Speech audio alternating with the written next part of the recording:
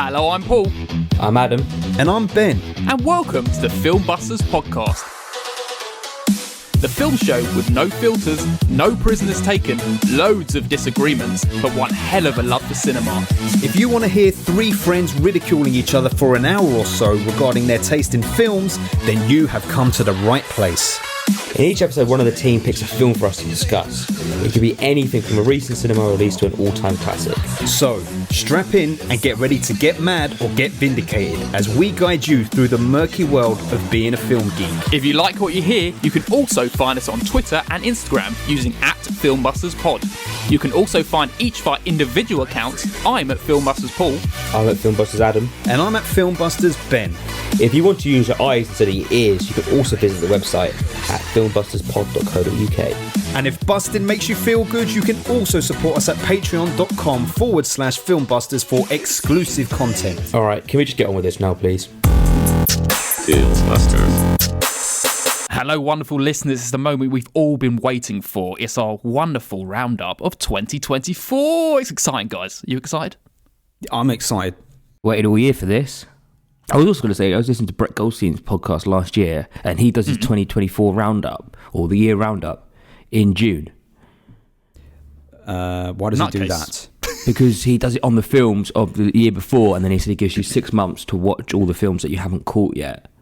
Like when they're all released on street, like all that kind of stuff, and then you're halfway through next year, and you've had a good chance to watch nearly everything from that year before, and then you can talk about what your favourite films of that year is. Oh, so he does 2023 in 2024 June. Yeah. Right. Okay. I know. He waits 6 months because otherwise he says sometimes by Christmas they've only just been released, or like all that Oscar bait and all that kind of stuff. I can understand that. But do you know whose opinion I couldn't give a shit about on films? Who? Brett Goldstein's. So, Fair enough. And that is the end of that. That guy can't act. In Ted Lasso, I tolerated him as a pale imitation of Roy Keane, but the guy can't act, so please. Should we get into this? Let's do it. Can we clarify for listeners, just so they're absolutely 100% clear, what we are talking about here are the films that were released in the UK in 2024. This is our top of 2024. The films and if you released listen to the one before, you'll realise that I fucked up and went off Letterboxd, and a load of my 2024 films technically should have been this year. I actually put as non-released in my other list. That's why we love you. Yeah. Well, I was just going off. I was given the wrong information. information. What? Gave yourself the wrong information. You certainly did. I trusted a proper cinema site like Letterboxd, and they let me down. Yeah. What can you do? It's America. I'm going to write them a stern letter so they've embarrassed me in front of the world. Yeah. Well, just for listeners' context, yes, today we are doing our favourite 2024 releases. That basically comprises of a list of 20 films, our 20 to 11, which is our honourable mentions, and then our top 10 of all time of 2024. That is what we're talking about, everyone. I only have 17 films in this list because I put them all in my other list. Oh, jeez. Well, that's okay. Yes. I guess, what do we do? I guess we just individually do our top 20 to 11 first. Yes. Is that right? Yes. Yeah. That's what we do. Good. Yeah. Okay. Should we do that now? Number 20 this week, it is... In top of the flops. Film Busters order? Yeah. Yes. Okay. Let's bloody do it. First of all, at my number 20 spot, I had Kingdom of the Planet of the Apes. It is my least favourite of that whole run of things. It was still good, though. I have nothing else to say about it. At number 19, I have A Quiet Place Day One. It kind of takes a spin on that Quiet Place kind of idea, which was cool. Number 18, we have The Wild Robot film I watched with Woody. It's kind of sweet. Nothing great. Number 17, I have Alien Romulus. I feel like this could appear on some people's lists, but, it might be higher. We can talk about it. At number 16, I have Roadhouse. It actually made an appearance. Roadhouse. Christ almighty. And do you know what? I kind of like it just because it's so fucking wild. But who wants to talk about Conor McGregor anymore? No one. Yeah, number 15, we've got, here we go, Godzilla x Kong. It made it into the honourable mentions, everyone. Jesus. Well, it might be in my top 10, Paul, so we might talk about it further. I hope so. At number 14, we have Ministry of Ungentlemanly Warfare, the Guy Ritchie film with Henry Cavill in the lead. It was a little bit of fun. It wasn't amazing. Then we have number 13, which is Poor Things. We spoke about it last episode. You know what I think about that film. Number 12, we got Rebel Ridge. Aaron Pierre making a massive appearance on the screen and showing what he's got. Wonderful, great stuff. Coming back as Green Lantern, everyone. Want to see it. And finally, at number 11, Love Lies Bleeding, which was cool. It was almost higher than it could have been, but it kind of flopped in the end. That's my number 11. I was going to watch that on Saturday night, but opted for something else. Well, look at that. So, do you know what, Paul? I've only got one from that list that I've even seen, I believe, which is Alien Romulus. Oh, great stuff. At least I've got some originality there. All the others were completely original. Nice. Beautiful. An interesting, diverse selection, Mr. Gentleman. Thank you. All right, is it my turn now? Go ahead. Sure, go. All right, as we established, I'm going to start at number 17. And starting at number 17 this week, it is Beverly Hill Cops, Axel F. Oh, wow. You watched that, did you? Someone had to. Latest installment in the films. It's stupid, but it is kind of fun at the same time. And number 16, it's Trap, the new M. Night Shyamalan film. Again, one of the most ridiculous films you'll probably ever see. I think I saw what Ben put about it the other day, so maybe we'll talk about this on the end of the month for January. But maybe. Yes. At number 15, it's Beetlejuice. That's going to be high. That's going to be high if someone else. Could be At number higher. 14, it's The Joker. Which say the full title. Full title. I want to hear Adam say the French. Same. Folie à Deux. It's the Fall Out Boy album. All I know is Fall Out Boy had an album by that name as well, with the little bear on it. And the man. What does Folie à Deux mean? The madness Surely of you two. know, Paul. The Madness of Two. Oh, Or interesting. like the Foley, like it's the Foley artist. madness. Foley is like a play of two, or I don't know the exact. The but it's infectiousness something of madness shared between two people, I assume. There you go. Yeah. Something along those lines. Shared madness. Very good. At number 13, it's Under Paris, the one where the shark is underneath Paris through the catacombs. Baby. Yeah. And Didn't number even make my honourable mentions, but a fun time was had with that film. Especially watching the actual Olympics this year, and they were doing it in the Seine. Yeah, they had to call off the. At number 12, it's Twisters. And at number 11, it's Smile 2.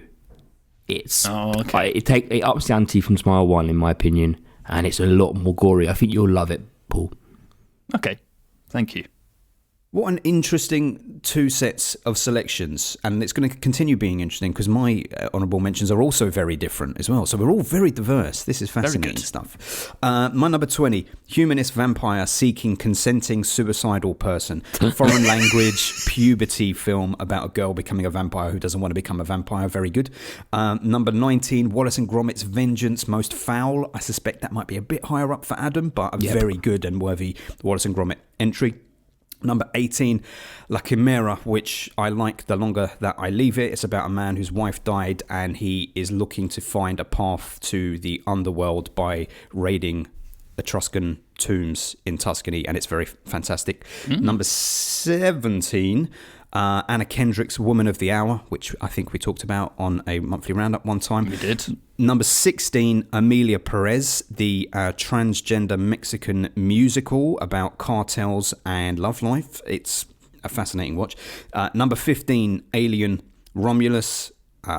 Just watch the first Alien and you'll get it. Number 14, Inside Out 2. I was high, I cried. Number 13, Kneecap. We've spoken about this before on the podcast, but very good for many reasons previously explained. Number 12, the Nigerian horror film I saw at the London Film Festival, The Weekend, which was excellent. It was like Get Out, but much, much better. And number 11, Evil Does Not Exist, which I spoke about, which was about a community that was sort of living in the wilderness, and then people come along because they want to make a glamping park there, and it's about the evil that men do. What were your ratings of those? Because mine were mixtures of 6s, and then I think the highest was a 7 as we got to the end, and then 8s is into my top 10. 7s and 8s. It became an 8 from Inside Out number 2. The rest was 7.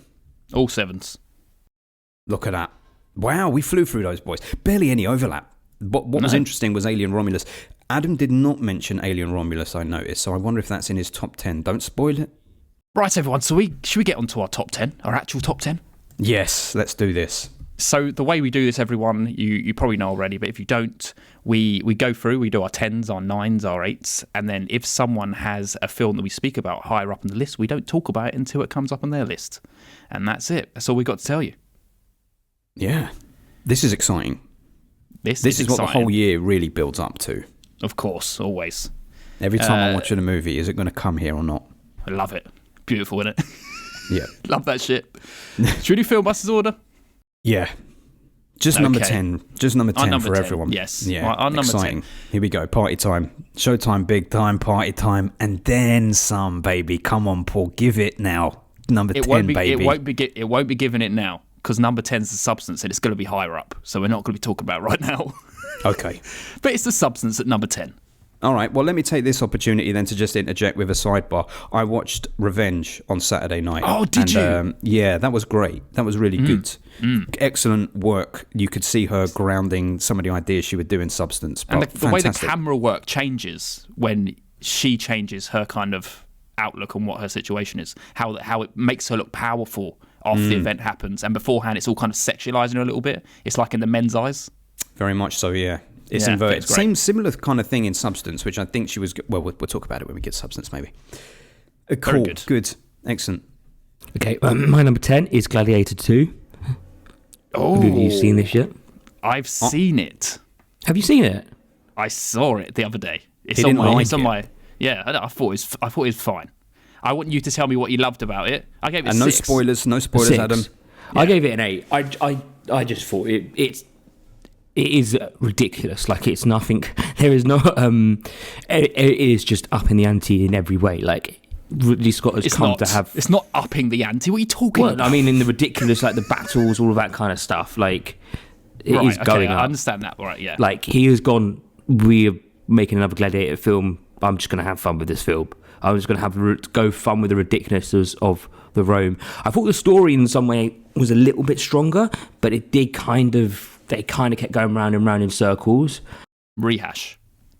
Yeah, it was like the plot was there, but I didn't think they told it as well as they could have told it.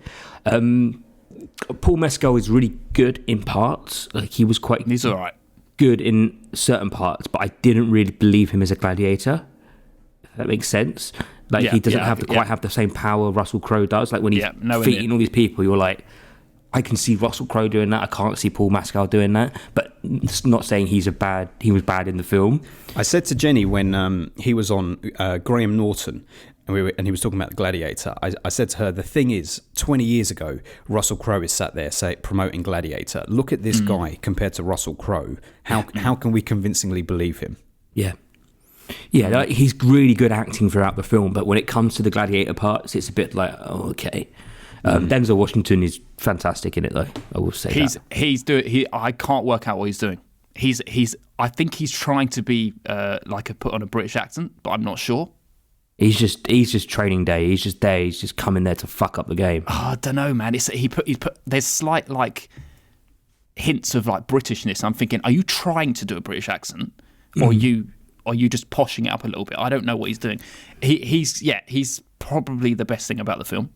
Yeah. And I agree. Paul Mescal, he doesn't have that power to kind of rally up. Do you know how Russell Crowe's rallying up When he does troops those speeches, you're like, I will follow this man into battle. But exactly, yes.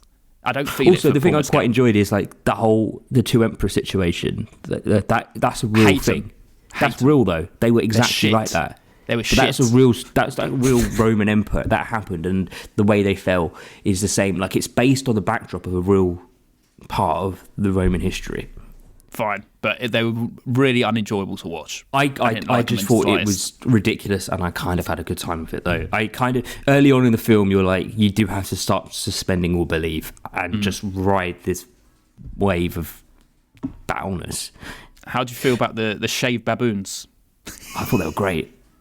They look pretty cool. They look pretty monstrous, didn't they? Yeah, I'm guessing and that's it's just- CGI, is it? It's CGI. It did look a Yeah. bit ropey. It wasn't 100%. But apparently they used to have all these animals that would they used to inbreed all these animals for gladiators to fight. So Yeah. they all happen, and I think he really lent into the whole thing of it. And again, there's sharks in it. I was waiting for someone to bring up the sharks. Tell me, don't spoil the scene, but how good is the scene? No impact. What do you mean by this? It doesn't do anything with them. It's wasted. They just show the sharks. Yeah, They the sharks are you swimming probably see around more in the battle. sharks. You probably see more sharks in the trailer than in the actual film. Oh, mate. But Devastating. they are in the film, and they do munch Yeah. people. I would have loved Ridley to have just lent into that and been like, Gladiator 2, sharks in the Colosseum. Yeah. Like That's and the just story. just like fleeting shots. Like if you see a person hanging in the water, then it'd be a shark just suddenly take him away, and it wouldn't be Right. like it wouldn't. There'll be no tension in knowing a shark's in the water. It's just in the water, eaten. That's all it'd be. Yeah. I saw an interview with Ridley Scott where the interviewer was saying something like, what do you say to the critics who say that the sharks were never there? And Ridley Scott was like, they haven't done their research properly. I've done the research. The sharks were in the Colosseum. I swear he's just fucking around. He knows that they weren't. Yeah. But he's just going, I've done my research. They were there. Someone said it's like the water's not deep enough for a shark to swim in. Yeah. Well, anyway, how are you getting it to fucking Rome and keeping it alive? As we Yeah. established in Jaws 3, you can't take a great white out of its natural Oh, habitat. they're not great white. They're more like basking sharks or like tiger Oh, is that sharks or so? something. Oh, okay. Well, still, Not they're every very shark is dangerous. a great white shark. There is I know. other bad boy sharks out there. I know. But the great white is the one that made me terrified. Yeah. Anyway, Absolutely. I had a good time watching it. I enjoyed it. I'll be That's watching it. I'll still be watching it. Yeah, of course, of course. Good. Okay. Well, that one split the film buzzers. All right. My number 10 is Perfect Days. This is a Japanese film, but it's directed by not. Is it Wim Wenders? I swear I was talking about Wim Wenders in the last fucking episode. were. Yes, it is. It is fucking Wim Wenders. So Wim Wenders directed this. So German fucking Wim filmmaker. Wenders.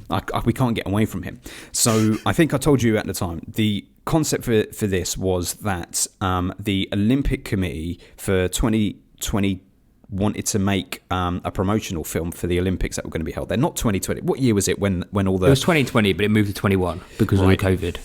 In Japan? In Tokyo? Yeah. Right, okay. So they wanted to make a promotional video for some reason involving the cleanliness of the toilets out there, because as you know, in Japan, they're super anal about their toilets. They're super clean and whatnot.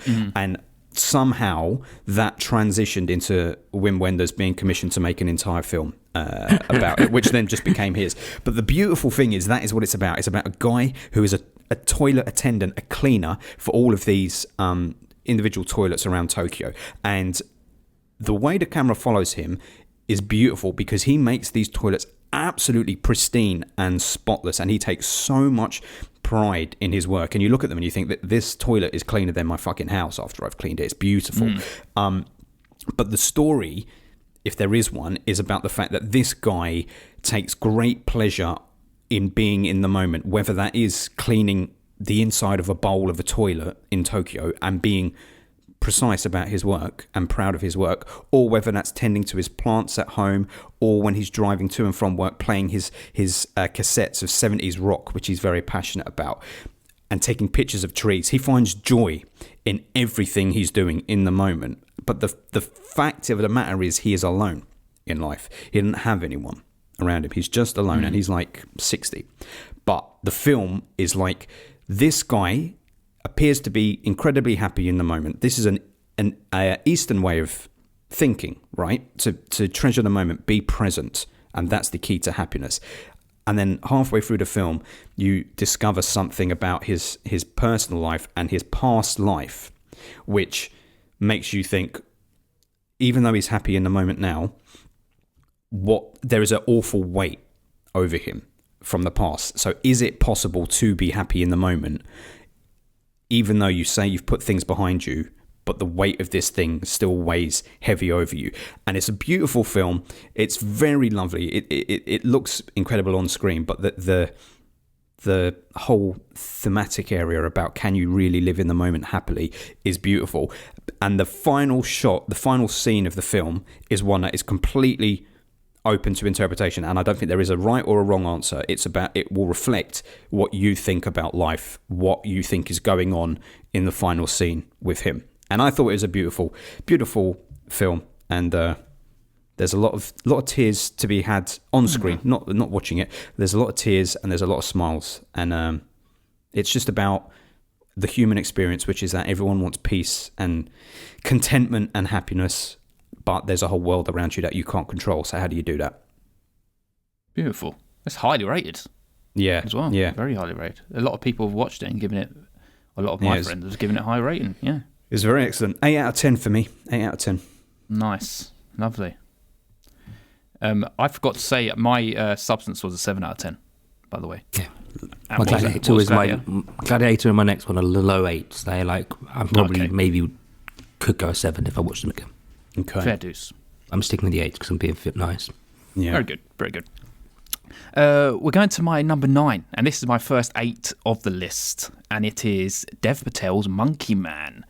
I watched this very early on in the year, I believe, and it is. I think the thing that's so lovely about this film, it kind of is a staple revenge, what you kind of expect, other than the fact that it's all set in India. That is the highlight of it, that makes it unique. But the love behind it from Dev Patel, the fact that, you know, it's something of his own creation, he's put so much of his energy into it, the fact he couldn't get it to be seen anywhere. At some point they were going to just make it disappear, make it like a tax write-off kind of thing, which would have been horrendous. But the love behind it was what made me it resonated with me because of that reason. You could see that he absolutely adored doing this and put his love into it. But it's just a good action film, and it's made great by Dev Patel. And the fact that it's in India, it's very unique. And I said about at the time, there's this really wonderful training montage where he's playing this kind of he's hitting a punching bag, and at the same time being compelled to punch the punching bag by this man playing a drum, this kind of steel drum, and it's such a effective scene, and it's like just punching it with the sound of this drum. It just is so enticing and lovely just to watch, and very very very good scene. And it ended up being a great film just for the fact of this love's in it, and just it's a cool little film. Monkey Man, definitely. Okay, I heard Dan watched it recently, and he said it was like an Indian John Wick in some ways. Yeah, it does feel like that. It feels like it's trying to pastiche that a little bit. Yeah, exactly. Interesting. And also, he broke his hand on set, and he had to. There was this whole choreographed scene where he was getting very involved, very physical with his hands, and he had to do it in certain ways. And he broke it in like the first kind of thing he was doing, and had to kind of compromise and do everything without this one hand. So you had to basically do it on the spot. And I think that kind of filmmaking where you just have to do things on the day, and it clearly worked. So I love that kind of thing. So well done, very Dev. Good. Well done, Dev. All the way from Skins. Look what you did. He's a Slumdog Millionaire. He's a Slumdog Millionaire. Which was only half directed by Danny Boyle. Half directed. Exactly. He's a chaiwala. He's a chaiwala. All right. Okay, number 9 for me. Again, this is the low 8s period. I'm kind of thinking now I probably should put this film a little bit lower. I think it might have been the same as Smile 2 in my opinion, but I'm rolling with it while I'm here. It's Blink Twice. I don't know if any of you guys seen this. I ain't seen it. So it's the Channing Tatum film with who else was the female? Is it Zoe Kravitz, isn't it? Yeah, she directed it, I think. Yes, she did. They were getting married. They've broken up already. With Channing Tatum and Zoe Kravitz. Yeah, they're or maybe engaged. after this film, the way he acts, she can't look at him the same way anymore. Oh, dear. But he plays like a tech billionaire, and he has his party island. Sort of sounding a bit too current. And people go to this party island and they have parties, and then every time they wake up the night afterwards, they can't remember what happened the night before. And there's all these girls on this thing, and they try and work out what's been going on. And 2 of them eventually work it out, and they trick him, and then... Yeah, have you just spoiled the fucking kind of like story? Get Out, kind of Saltburn, kind of... all of those kind of weird mash of those kind of... I don't know what films at the moment that people like... I don't know, what would you describe them as? I don't know, they have a feel about them, but it's all about... I had a good time with it. I enjoyed it. It's, not the best film. It's not the best put-together film, but it kept you on your toes a little bit. I mean, you could kind of see some coming, but even though when you know it's coming, but it happens, you're like, okay, I don't feel like this isn't... I'm above this film, but I had a good time with it. And it just kind of flows quite well. It just kind of keeps going and going and going, and you're not like clock watching or anything. It's only an hour 40, I think, as well, which again is quite refreshing for films these days, because sometimes films are fucking too long and then they just kill themselves for being too long. But, they went to that independent board of editors that you want. They did, and they went, good. They went, Zoe, you've done well here. Put this out. And I guess it is it very white? Not really. I know that Zoe Kravitz directed it and is in it, but it looks particularly white. I mean, It looks there's like a lot of white like... rich person kind of story. Yeah, that's what I mean, kind of the Saltburn kind of Get Out kind of side of it.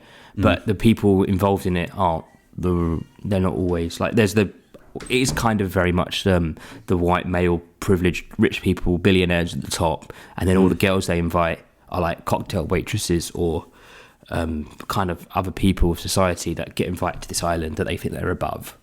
The cast is a bit nuts. It's got Maybe from Arrested Development, Haley Joel Osment.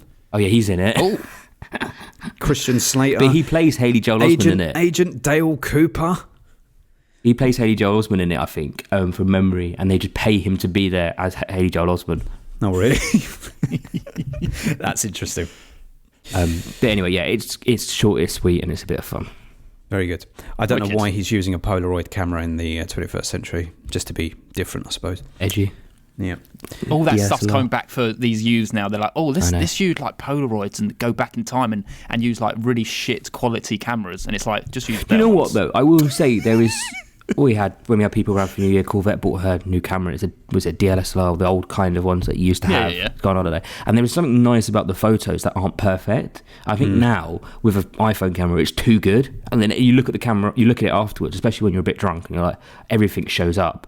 Here's the actual thing that I think about having digital cameras now, is that you take pictures of everything, anything, all the time. Whereas when you had one of those disposables, you had Means to nothing. be like, I've only got a limited amount, Yeah. and I want to capture this moment. But the way the lighting drops and everything, it actually looks a lot cooler. Like if someone was to if it was to be a film, for example, they wouldn't light the room as it came out on an iPhone. They'd probably light it as it comes out in a little bit of mystery in it. Jenny got her nephew for Christmas this little Polaroid camera. Like, he's only 4, but you take the picture and it prints it out there and then. That's fun. on paper, but it's like childproof kind of thing. That's cute. It's nice. All right, my number 9 is The Holdovers. We kind of talked about it last time because Adam put it in We his didn't wrong speak about it at all. list. Did we not? Okay, No. So So here we go. everyone knows about it. It's to my mind a very effective anti-Christmas film. It is a Christmas film, but it's kind of anti-Christmas because everyone there is struggling and But against also, their it's will. kind of really Christmas as well, though. Well, it It's very much anti-Christmas, the and it's kind of setting like, is, what and is they the meaning celebrate of it. Christmas? Yeah, It's kind of like a different take on Christmas that kind of is anti-Christmas, but at the same time, But it's kind of is like also what I very mean. What I Christmassy. mean by anti-Christmas is when you're whacking on Home Alone and Muppets Christmas Carol and Die Hard, all these things that make you go, "Oh, Christmassy feel." I don't think anyone is putting on The Holdovers to feel Christmassy. I think it's set at Christmas, but I don't think it. but you makes probably you would feel watch it again Christmassy. next Christmas, though.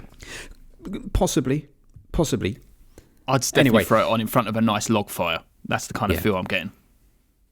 Yeah, but see that, that makes it sound like a Christmas film, and I don't think it is a bit. It's kind of got the cozy, but sweet message of Christmas in it, though, in a different way. It does in a It's very not in your different way. face.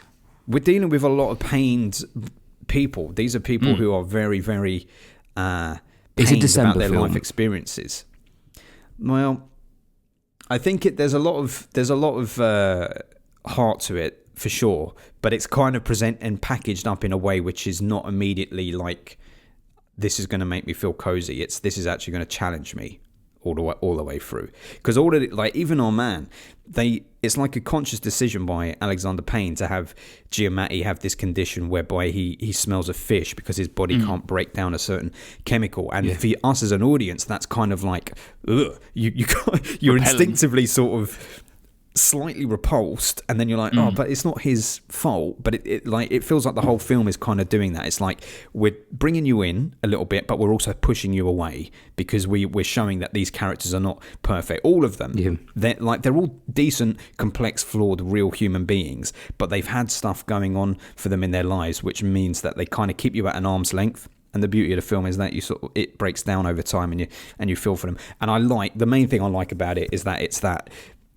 Family is what you make it. You choose what your family is. It doesn't have to be blood. absolutely. It can just who you're with, who you want to be with on that day, who really is there for you, who has your back, who is it who means something to you in this moment, because family lets them all down in some respects, particularly the kid. I feel fucking terrible for that kid, the way that his family treat him. It's so cold, all the way those parents treat all those kids. It's just so, let's just sling them in this school, forget about them. Bring them over at Christmas. Maybe bring them over at Christmas, see how we do. But it's such a, it's just a beautiful piece of like human experience kind of thing. Yeah. Giamatti, wonderful, absolute treasure. I didn't say last time, but I do think he should have got the Oscar over. I struggle with it. I don't know for sure. It's so much. But the thing is, I feel more drawn to him. I feel that's why I want to give it to him more than maybe the performance. Maybe you not feel as been as sympathetic good, for him. That's probably what it is. Yeah, it's probably what it is. The sympathy gets the sympathy. Also, it's vote. him as an actor as well. You know, this is kind of his chance where Killian's probably going to get a second chance if he didn't get this one. Yeah, but Giamatti is one consistent fucking actor. I was saying to Jenny, I don't think I've seen him in a bad film.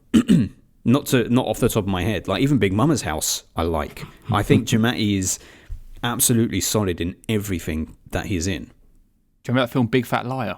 And they turn him blue.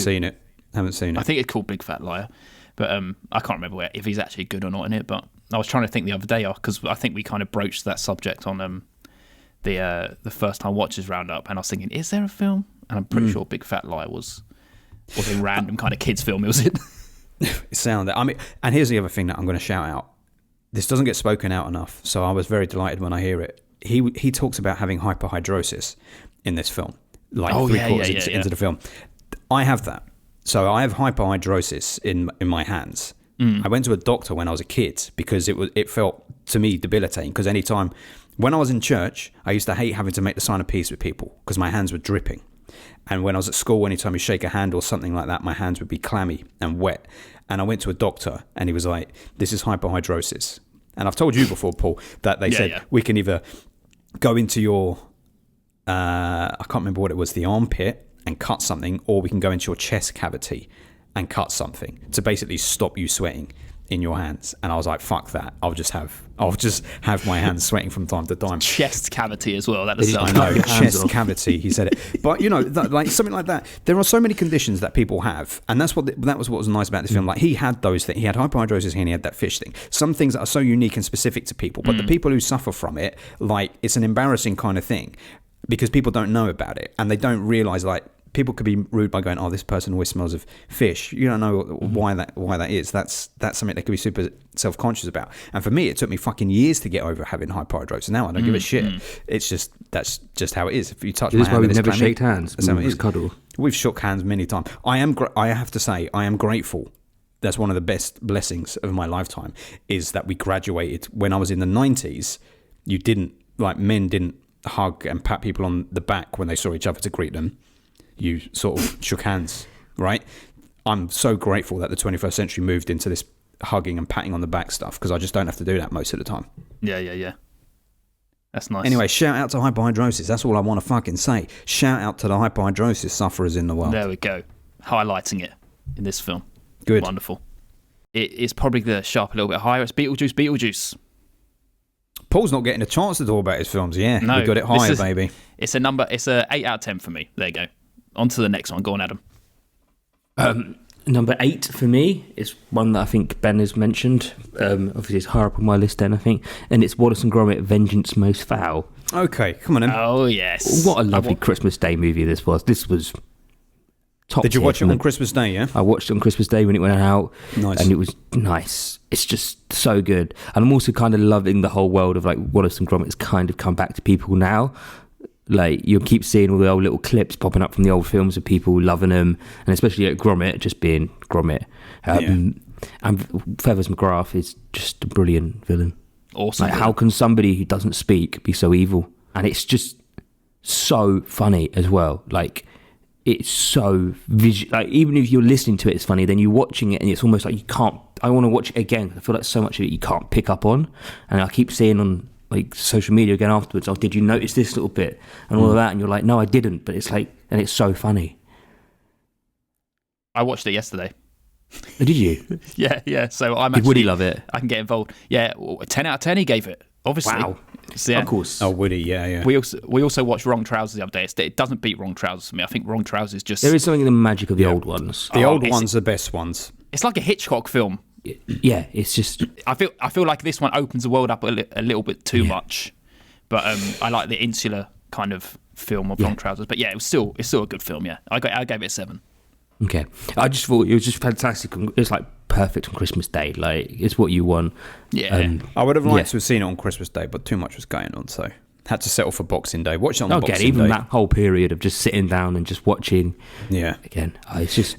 Reece Shearsmith was great as the gnome. Like, I wondered how it was going to work having him as that voice of the gnome at first. I thought it might be a waste of his abilities, but then when you keep hearing that gnome's voice and the repetition of some of those terms that they use, I thought it was good. I also like that it did tackle AI, like Wallace and Gromit tackling AI. Like, that's cool. Stop motion, animation, whatever it's claymation, coming and taking on the big, Yeah, exactly. Taking on that big behemoth. And it's like, great. It's like, don't forget, we can do this by hand. This is the human fucking touch. Do they still do it by hand even now? Yeah, they do. So Yeah. I think I told you boys, when I went to the Mark Commode thing in Christmas, the director and the creator of Wallace and Gromit were there as guests. And they brought the Wallace and Gromit plasticine models out.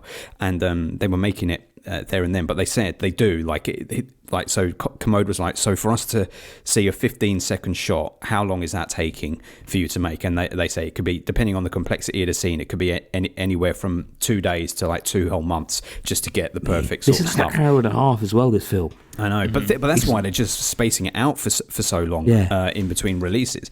It is lovely. It is. It's comforting. It's nice to know that we have that as Brits. Yeah, definitely. It is However, comforting. Peter Kay, not funny as that police inspector at all. I didn't really laugh at him either. Everything that was meant to come out of his mouth was meant to be funny. It's not. It's just simply not. I've never found Peter Kay that funny though. No, I haven't really, to be honest, either. He was I kind of haven't just even- like pushed to the side in this, though. He didn't have a lot to do. Is It he in was the all other about- films? I don't think so. This is the first time I've ever seen him. It was all about Gromit in this film. It was all about Gromit, and that was a lovely, really, possibly most touching moment in all of Wallace and Gromit was at the end when he just is ruffling Gromit's head, like the actual physical human touch. It's like, that's what means something, not that he's fucking machines that can do it. Yeah. That's what I wanted Yeah. a bit more of. That would have made it a great film for me. I wanted a bit more kind of emotion between the two of them. But again, and it's that was like the only thing we really appreciate got. this real shit, not all the robot shit. That's the whole that's what I message of that film. wanted. I wanted the real shit. Yeah. Very, very sweet, though. Very nice. I used to have a Wallace and Gromit piggy bank when I was like 13 or 14. Oh, nice. You still got money in it. I ain't got that piggy bank anymore. I can't remember. I had the Wallace and Gromit game on the PC on Windows 95. Wow. And I say game, half of it wasn't a game. Half of it was like, here's a screensaver for you. Do you remember screensavers, Paul? I don't think Adam will I remember you used to have one with the screensavers. pipes that used to bounce all over the screen. That's right, yeah. There's a Wallace and Gromit screensaver, wallpapers for your desktop, and you could change the sounds that your PC would make. You know, like the start start menu. It was all Wallace and Gromit Hello, sounds for like a Gromit. fucking You'll bet year. your parents absolutely fucking love that every time they turn it on. That PC was in my bedroom. They never heard it. Yeah, nice, lovely, good. Shall I go? Yeah, go for it. All right, number 8. I spoke about it before. This is River. This is another Japanese film, and it's all about a 2-minute time loop that's hit this mountain town, and everyone that's living there is stuck in a 2-minute time loop. Yes. I remember this one. It's in this sort of like mountain hotel, and nobody knows what has caused this loop, but every time it loops, everyone is aware that it's looping. So it's not like everyone forgets, but just everyone reverts back to their original positions.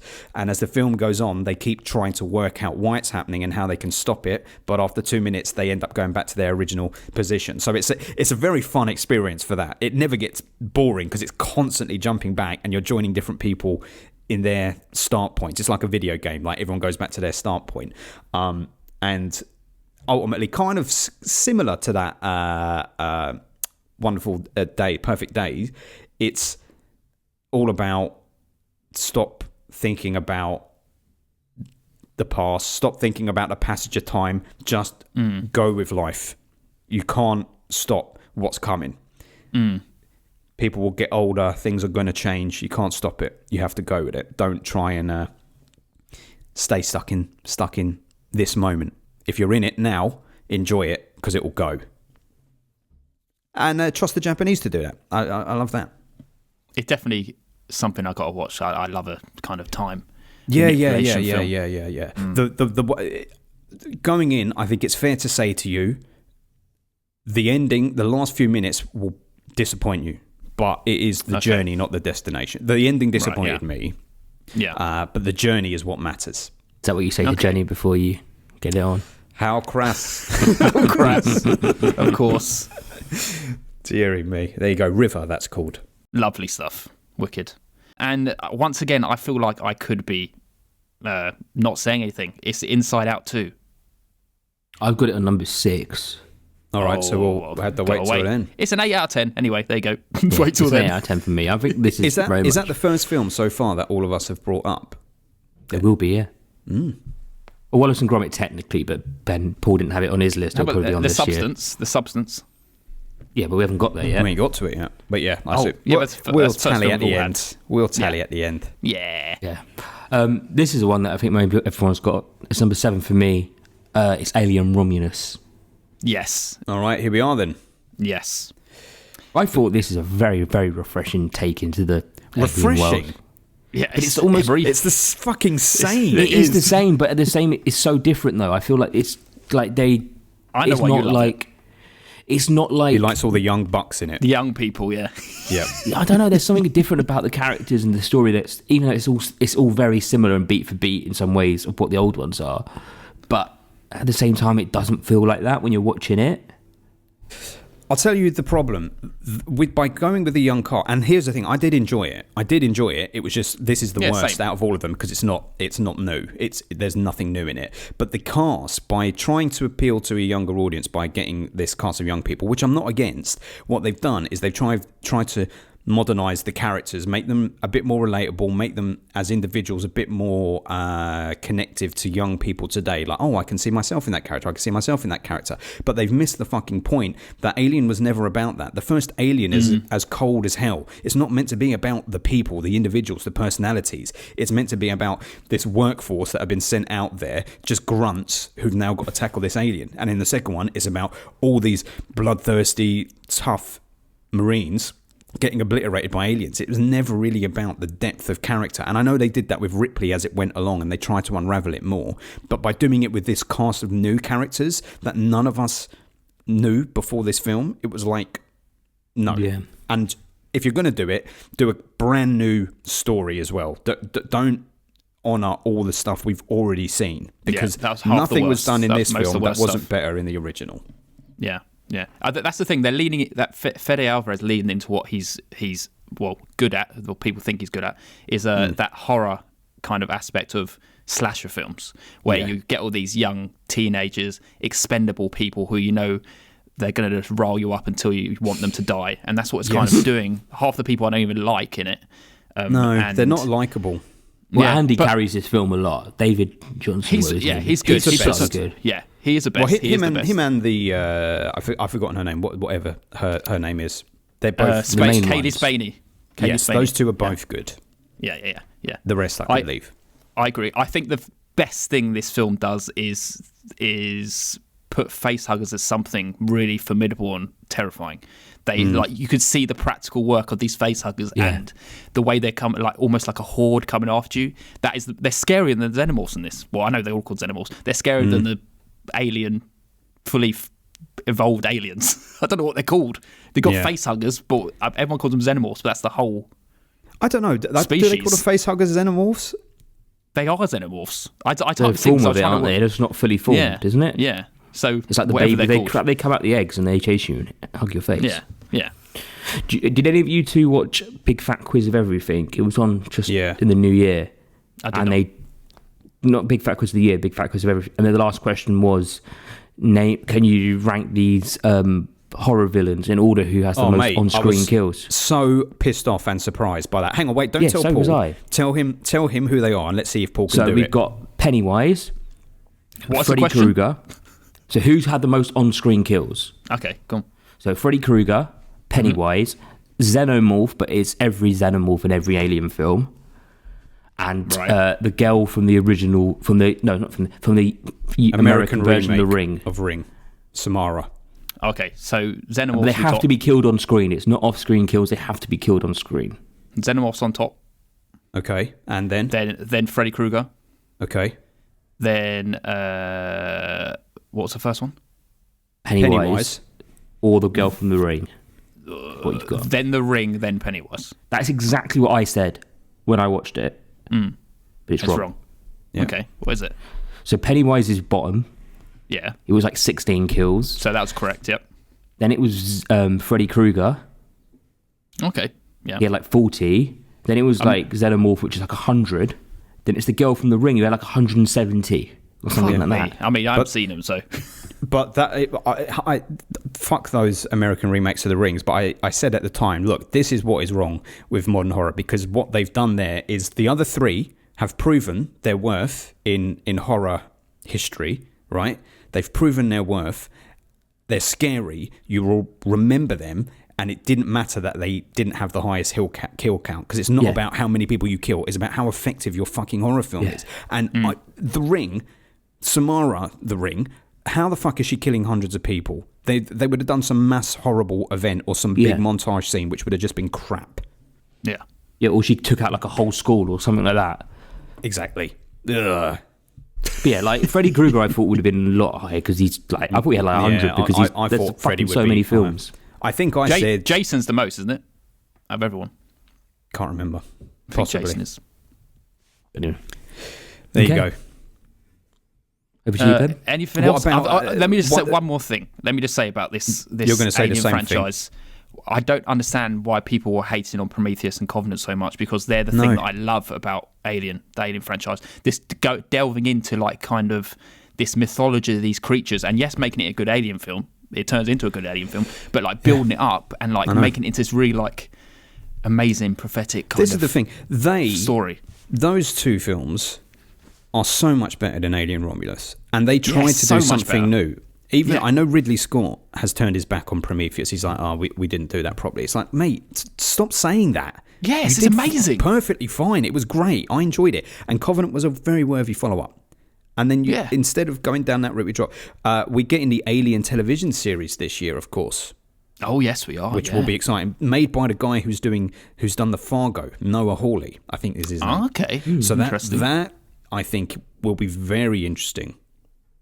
Mm. They've never made a good horror TV series, and I know that Alien is sort of sci-fi, but there is a horror backbone to it. And Katie's also shouting at the screen about Chucky. Chucky is not a good horror. Chucky's appalling. I love Chucky, but that TV series is a fucking joke. What was the one about the Haunting of Hill House? That was good for a bit, I thought, and then it got a bit too big, and then it kind of got a bit annoying. The first season was very good. Yeah, I only watched. I watched one episode and I bounced. I was like, "This is crap." I think it might be a you thing, Ben, rather than a them thing. Hey, I'm a big horror king. I'm not easily scared. going I've too got big. high standards. I'm a horror king. I'm a big horror king. You two just need to go Self-proclaimed. and see Nosferatu. I will. Nosferatu. Nosferatu. Nosh. Nosferatu, innit? Nosferatu. Yeah. You said Nosh. Whatever. Is it Anyway. me? Hang on. What number are we on? That was number 7. 2019, 18. Okay. I think Paul might have this higher up. My number 7 is Furiosa. I've got it higher I up. have that higher up. Oh, there we Okay. go. Ignore it. Another one. What are you giving that? I give it the 8. Very good. Okay. It's back to me. Okay. My number 6 is All of Us Strangers. Anyone got this? Oh, this is cool. It is my number 6 also. Oh, very good. Very good. I give this an 8 out of 10. Have you got this on your list, Adam? No, I don't. I haven't watched it. I really need to watch it. Oh, have you not? Okay. I should have watched it last night, actually, thinking of that. It's our first snap. It's our first snap. There we go. We got one at least. It's hard not to spoil it, so I won't go into details for Adam. But it is a very, very lovely, heartbreaking at times, but and very interesting the way this film is, because it is almost like a time travel film that's not a time travel film. You get what I mean by that, Ben? Yes. Yeah. Yeah. So it's Andrew Scott. I know and, the premise of it. Yeah, Paul Kind of Mescal. roughly. Yeah. So Andrew Scott is writing a screenplay and he lives in this building all alone, and Paul Mescal's the only other inhabitant. But he writes a screenplay. He's a homosexual man. He goes on a train. He gets on a train, which is signifying him going back in time to where his parents were in the 80s. We're gonna say. Yeah, I think it's 80s. 80s, yeah. So he basically, at his adult age that he's writing the screenplay, is having a conversation with his parents about how they navigated him being gay. And he speaks to them also about how times have changed and how it's different now, and them trying to like comprehend the idea of being gay in the 21st century. And I think it's very interesting, very sweet, and like incredibly warming, but also sad at the same time. It's a hard one, but it's very good. It's very great, and it goes to some dark places, but it's a very great told story. I do really need to watch. I keep forgetting. Like every time I watch a film, I keep forgetting to go to that. I kind of need to be a bit better. You should watch it. It's on is it Paramount or Disney? Yeah, so it's right there. It's well Disney. worth your time. Paul Mescal doing very well in. Would you say it's feel good, or would you increasingly- say it's kind of sad? No, it's not feel good. ways? Well, it Does have maybe both it is. aspects to it? It's feel good in moments, just between the family moments, I guess. Just them coming together and speaking about certain things. You know how you feel with After Sun? Okay. It's similar feeling to that. Very different film, but a See, similar the thing is, feeling with After to Sun, that. that's such a weird feeling you have at the end of that one. Oh, mate. It's hard one. I think the film is beautifully done because the whole thing feels like a sort of like a ghost story. It does. It feels like a ghost story. The way it's told, the way everything is shot, the way everything is framed from the off. I understand. I believe it was a comic book or a graphic novel originally, which does explain some of the aesthetic. Yeah, I think. I don't think I'm wrong in saying that. Maybe I am. But it does have that kind of noirish graphic novel All of Us Strangers? feel to it. Yeah. It has that feel to it, and there's lots of moments in it which are quite heartbreaking, but so much of it comes from Andrew Scott is the MVP. Paul Mescal's good. Absolutely. Andrew Scott is the MVP. Jamie Bell and Claire Foy are very good as well. There is they're very, very good in it. There is a scene which was shot 100% in Cafe Giardino. Yeah, Cafe Giardino is that diner, my friend. Okay. Can you believe it? And it's very devastating. Beautiful. So emotional. And the dynamic's very interesting as well, because Andrew Scott is pretty much the same age as him talking to his parents. So His parents, and they're talking to him like he's a kid kind of thing. It's very interesting. Like, it's the Back to the Future dynamic, Adam. Okay. But what if Marty McFly actually just chilled out with his parents for a prolonged period of time instead of... He did. But they also know that he's the son. Yeah. As well. Excellently put together. And like I said last week when we did our best first time watches, this is the director of creator of Looking, the TV series, and director of Looking, the movie as well. So they inhabit kind of similar spaces. What you said, without spoiling anything, something you said, Paul, is my reading of the film as to what's actually happening. Something I said is the reading. Yeah, so don't say it out loud now. I'll send you a message after. Okay. But yeah. Okay. Should we go to my number 6 then? Yeah. Let's do it. This is one we can finally all talk about because I said it keeps coming out. It's Inside Out 2. Okay. Okay. Did you you had it? Where did you have it, Ben? Like number 8, wasn't it? 13 or 14. Oh, yeah, you cried when it, I didn't mentioned. I was stoned. It's a weird film to put on a stoned. No. It plays your head a bit too much. I wasn't expecting it to. It was overwhelming. Well, you're not seeing the first one. That plays your head enough. I have seen the first one. Okay.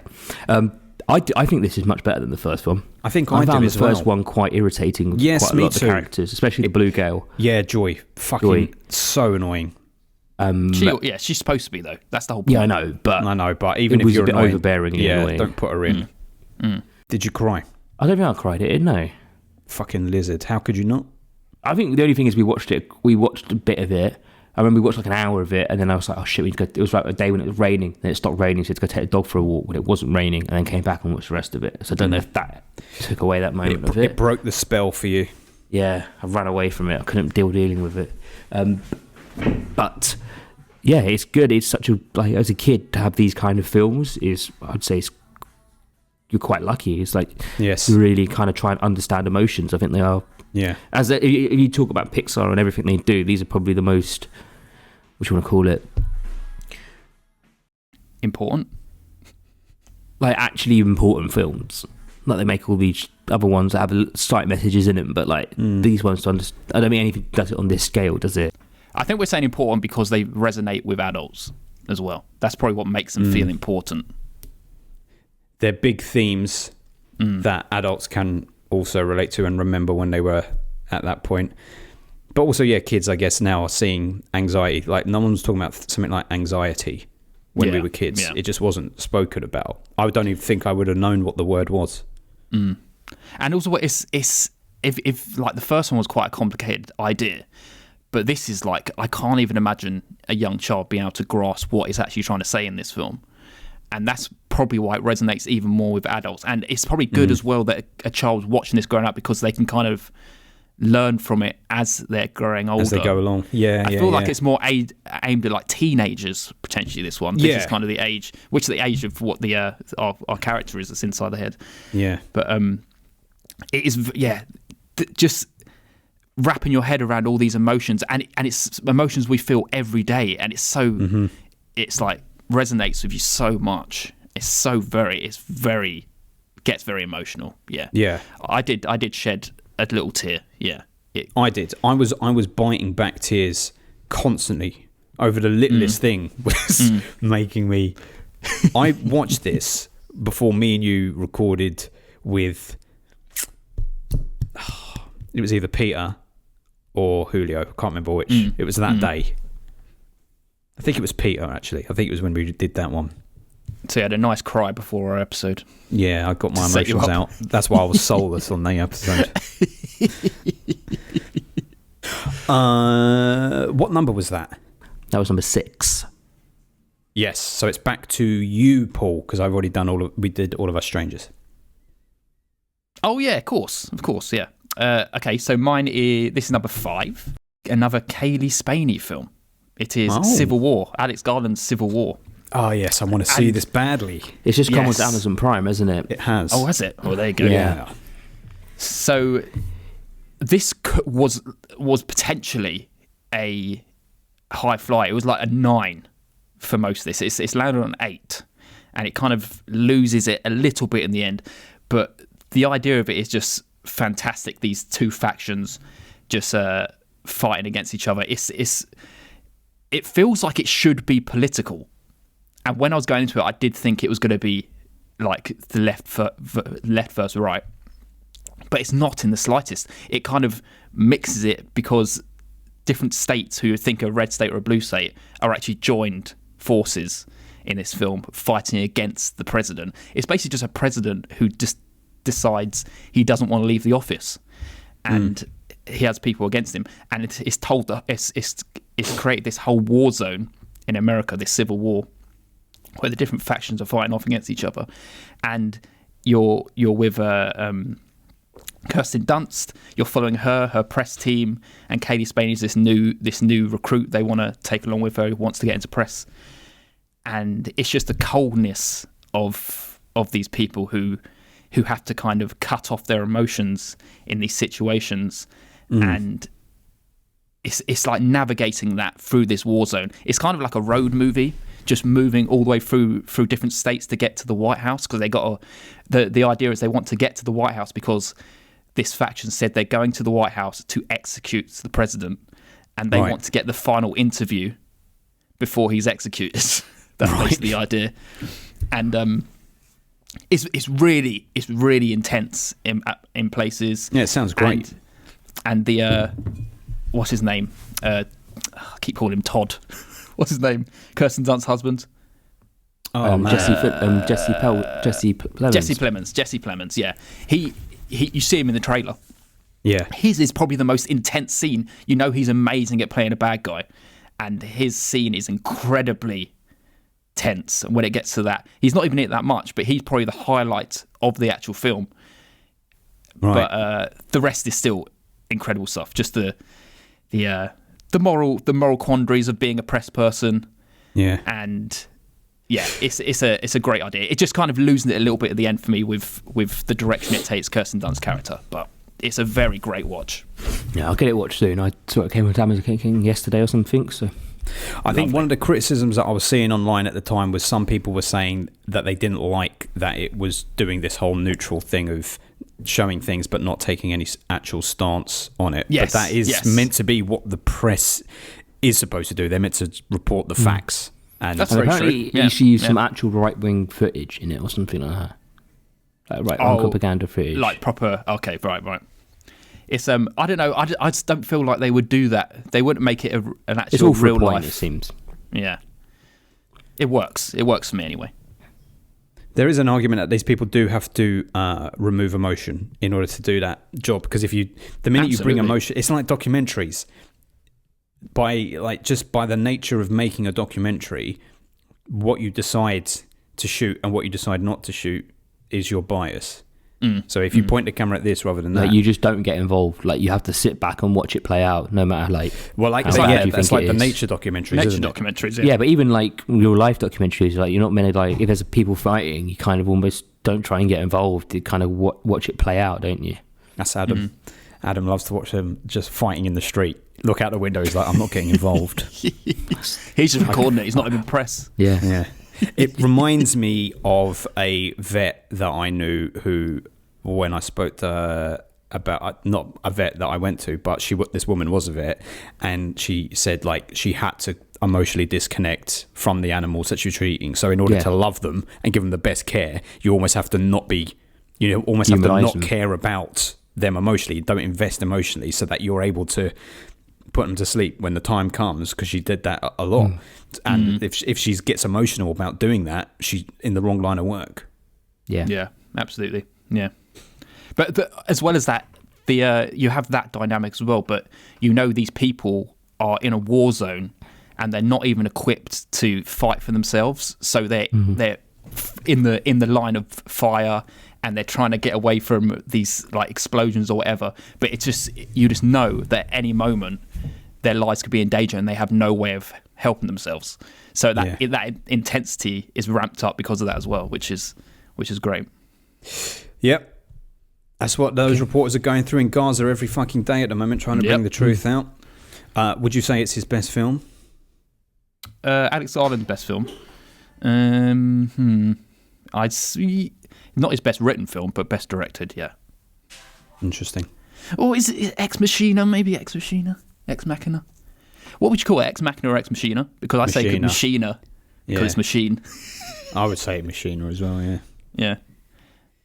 Well, it's a toss up between those two. Maybe Civil War. He's had so close to the 9. He's had 2 bad ones and 1 good one for me. Because Men and Annihilation I didn't care for. I agree with you, both. Yeah. Yeah. All right. And it's only an hour 40 long as well. Nice. There you go.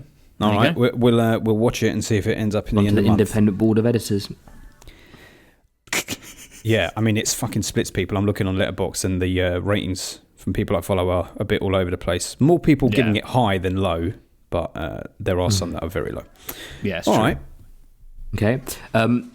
Number 5 for me. I don't know if this is going to probably for Ben, but it's The Substance. Yeah, got it higher. We'll hold. So number 5 for me is Monster, which I did talk about at an end of month. So this is a Japanese film again, directed by a guy called Koreeda, and he did some films that I think you guys have seen. Shoplifters, if you've seen that. Yeah. He directed that. He directed another film that I spoke about way back called Like Father, Like Son, which was about 2 families who find out that their kids were swapped in the hospital, and the kid they've been raising it actually isn't theirs. I definitely spoke to you about it, Paul, because I was There's like, what would you do in that drama situation? coming out about that now, isn't there? Yeah, I just started watching it. Anyway, Have you started watching it? Yeah. Anyway, carry on, Ben. We're not talking about ITV drama. I know. ITV. Don't watch anything on ITV. Everything fucking sucks from ITV, boys. Come on. It's true. Now. I'm not going to enjoy it. I know it's going to be bad already. They don't make a single good thing. Zoe really wants to watch it. They make Happy Valley, don't they? ITV. No, didn't they? No, surely not. No. They BBC. BBC Happy Valley. No breaks in it. Anyway, that director, he's done some other stuff that I've liked, and he's kind of, sometimes I like his stuff and sometimes I'm not super hot on it, but it's always kind of like magnifying glass on a specific sect of Japanese society, and then it explores like people's ideas and thoughts on this sort of way of life, like, you know, like with Shoplifters, how it is the way that they live, and something like Father and like Son. But in Monster, a boy who goes to a school has this bad experience at school, and we see the story play out 3 times from 3 different people's points of view. We see it from his mum's, we see it from the teachers, and we see it from his. And it's amazing because as the story unravels, each time you're like, oh, now I know the full story. Now I know the full story. And you don't until you get the truth at the end. And the truth is actually more beautiful than you could have realized. But you've seen so many bad things, you think the truth is this terrible thing. And it's really quite lovely considering the subject matter, but it challenges your perception, similar to what you were saying about Revenge, Caroline Fargeet's Revenge. When you start the film, you think, okay, I got the measure of this woman, I know what this is, I know who she is. And then by the end of the film, you're like, oh, I didn't. But here in this story, much more realistic drama about this little boy and what's going on for him. And the idea that for kids who are going through shit, similar to what we were saying about Inside Out too, we assume that they can't grasp these like more mature concepts of emotion, but actually they can, and it's very hard for them to communicate it because they can barely communicate it and work out what it is they're going through themselves. So how the hell they communicate that to adults is even harder. And there's lots of miscommunication and lots of things that seem to be going wrong in this film. And it's a beautiful experience that you have to do. It's the best film by this guy who has done some very good films, but it's easily the best film that's been done from him. And I think, as much as I love Kitano, I think this guy is probably the best director for capturing the Japanese psyche, the psychology of Japanese people. Koreeda, I think, is the best. So big recommendation for that one. It's called Monster. It's 8 out of 10. Monster. You've done well to get some Japanese like foreign films in here, because sometimes it takes a while for them to get I know, over here in the year, doesn't it? They normally catch them a year afterwards. I know. I was glad. Lovely. That's in my watch list. Put that in. Great stuff. We're down to our number 4s. Here we go. Yes. My number 4 is Wicked. Ooh. Yeah. I've never seen the theatre show. Have you ever seen it? Nope. No. So we were going to the same. Zoe's seen it multiple times. She absolutely loves it. She was like desperate to see it, hence why I end up seeing it. It's not what I expected in the slightest. It kind of is tackling some quite deep subjects in a kind of Aussian world, like human rights, animal rights, political corruption, you could say, like parental neglect and stuff like that. It's very great. I enjoyed it. Like the numbers are massive, big. They're incredibly performed. Ariana Grande is like probably the most enjoyable thing from it. She does an amazing job, and she's really funny. She's really funny. She is my big barrier to going into this film, because I do. It's not that I hate her. I don't hate her, but I just feel like kind just because you are this poppy singer, fine. If that's who you are, fine. How does that qualify you to be? I would agree. Well, we'll find out. Yeah, I can't judge. I've got to watch it. I would have agreed, but she actually puts on this really hilarious kind of airhead blonde performance. Paul, which starts off as like I'm gonna hate you, but she turns out being so funny and hilarious. Like her comedy punchlines and stuff is works really well, and the performances are amazing. But the most fascinating thing is that kind of the twisting of this Wizard of Oz story. Do you have any idea what it's about? It's not about how the Wicked Witch is the Wicked Witch or whatever. It's about Wicked Witch, yeah. I think it's about her sister or Elphaba. something actually being the bad one. I think the good witch that we see in Oz is actually the bad witch in the point of view of this story. Yeah, well, you'd probably be wrong. Okay. It's about the main character in this film is Elphaba, who is the Green Witch from The Wizard of Oz, and how it's not everything you thought it was in The Wizard of Oz. And I watched it. I watched The Wizard of Oz again, the original, and it's so funny, right? Because it's so like theatre and all costumes and it feels like sets. It almost feels. I'm not trying to ruin what the storyline is in this, but it feels like propaganda that's been created by Oz. Yeah. Watching it now, that has been put out to the Oz nation, just be like, oh, this is what happened in this situation. It wasn't what happened in that we saw in Wicked. It's really Isn't weird. it also like the whole? I saw something about it. It's like because The Wizard of Oz was like the first ever film in colour, wasn't it? It was early days, yeah, because that's what. So that's why like they changed the shoes to phenomenon. red shoes and all of that kind of stuff. And this doesn't have all of that. Yeah. I know they changed. Yeah, it doesn't have red shoes. That was never in the original story. No. Yeah, they ruby did slippers. it for camera, wasn't it? Yeah, Yeah, they could. Just so it'd be striking. Yeah. Yeah. But I am very much looking forward to the second one because that is where it really changes up your whole idea of the actual Wizard of Oz story. This was kind of the setting up for that. So you know what happens in part 2. I know because Zoe told me a while ago. Right. So I know kind of I know where it's going, and yeah, it really changes it up a lot. I'm interested to see it. All this film, does it not annoy you a little bit because you've had to deal with it annoying you at work for like the last 4 years while they've been filming it and They like haven't taking annoyed over me in all the your slightest. parking? No, all that kind of stuff. they stuck to themselves. They were fine. Oh, We weren't okay. allowed there. They blocked it off. They weren't like The Crown then that took over everything. No. Where was it filmed? It was filmed in the new Platinum stages at Elstree Film Studios, so they were on site all the time. At the moment, we got a Guy Ritchie TV show, and Helen Mirren's here, Pierce Brosnan, Tom Hardy. Can't think who else, but that's what's Is going that on up the at moment. George Lucas? Well, I can't even remember what Elstree Film is. It's so where Big Brother used to film. Oh, There's right, now yeah. 2 massive stages called the Platinum stages, Right, and right. that's where all like the films and TV shows are done now. Interesting. Yeah, and that's where Wicked was. Again, this one might be up higher on Ben's list, which is number what? Same. It's June Part 2. Got it higher. Okay. You got it higher. I'm not sure if this is going to be higher. I think it is going to be higher for Paul. Beetlejuice. It was lower. It was at number 8.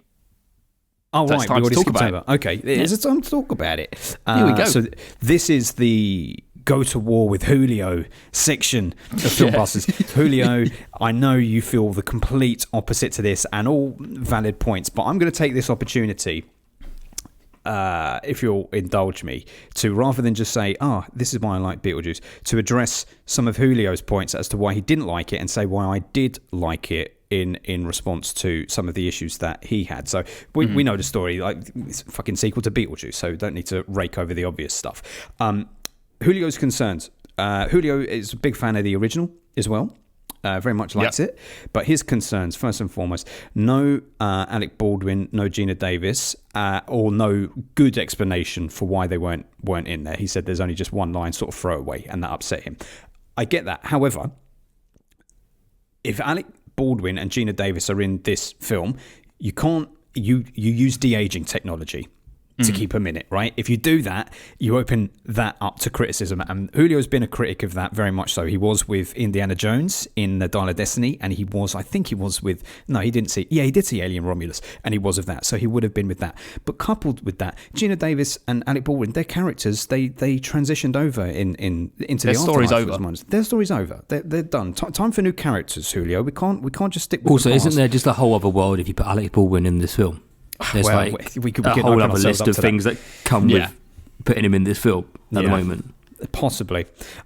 It links into the thoughts about legacy sequels and Julio being like, let's just be done with legacy sequels now because they're not fulfilling anyone. And I agree to They ain't going to an anywhere, extent. are they? They're not going anywhere anytime soon. But here's the reason why I liked Ghostbusters Afterlife so much. It was that it gave me just enough of the original Ghostbusters to be like, excellent, thank you, without leaning fully into the Ghostbusters being around all the time. Ghostbusters Frozen Empire gave me the Ghostbusters much more than Afterlife, and I hated it. Not just because I saw them more. The whole film was bad. Yeah, it was bad. It looks really childish. It didn't even make my honourable mentions. That's how bad it was. About to say. That's how bad it was. That's why I thought you didn't see it. Yeah. But what I'm saying is, like, you think you want that, but they need to have their place in this story. And I don't see where I don't see a version of Beetlejuice where you can bring back those characters from the past. But Julio, we have rights to disagree. But I think creating new characters, but still honouring some of the characters from the past, the key ones being Lydia and Beetlejuice, which for me were always the key to the story. It was Lydia, it was Beetlejuice, and I guess, yeah, it's Catherine O'Hara for sure. And bring in some new ones. Bring in Willem Dafoe, bring in Justin Theroux. Great. That works for me. I don't need Alec Baldwin and Gina Davis. Julio also says that there was a lot more emotion and heart to the original Beetlejuice. Let me ask you, Paul. Did you find that? Because I never did. I never felt emotion. Original. No. I mean, I'm not the.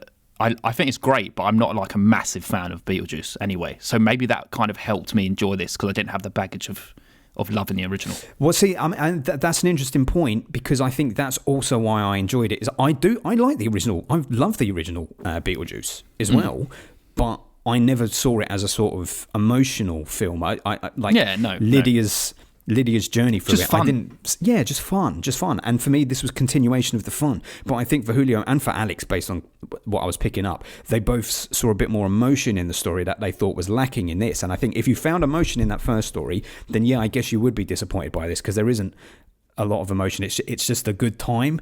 And this for me was a continuation of the good time. And I don't mean like I'm heartless because I really enjoyed the original, but I just didn't see the heart that Julio said was lacking. And then finally he said... You could probably say, though, that if anything, I could probably latch onto the emotion in the fact that a main part of the story is that she's lost her dad and never had that relationship with him, so she's trying to reconnect in some way.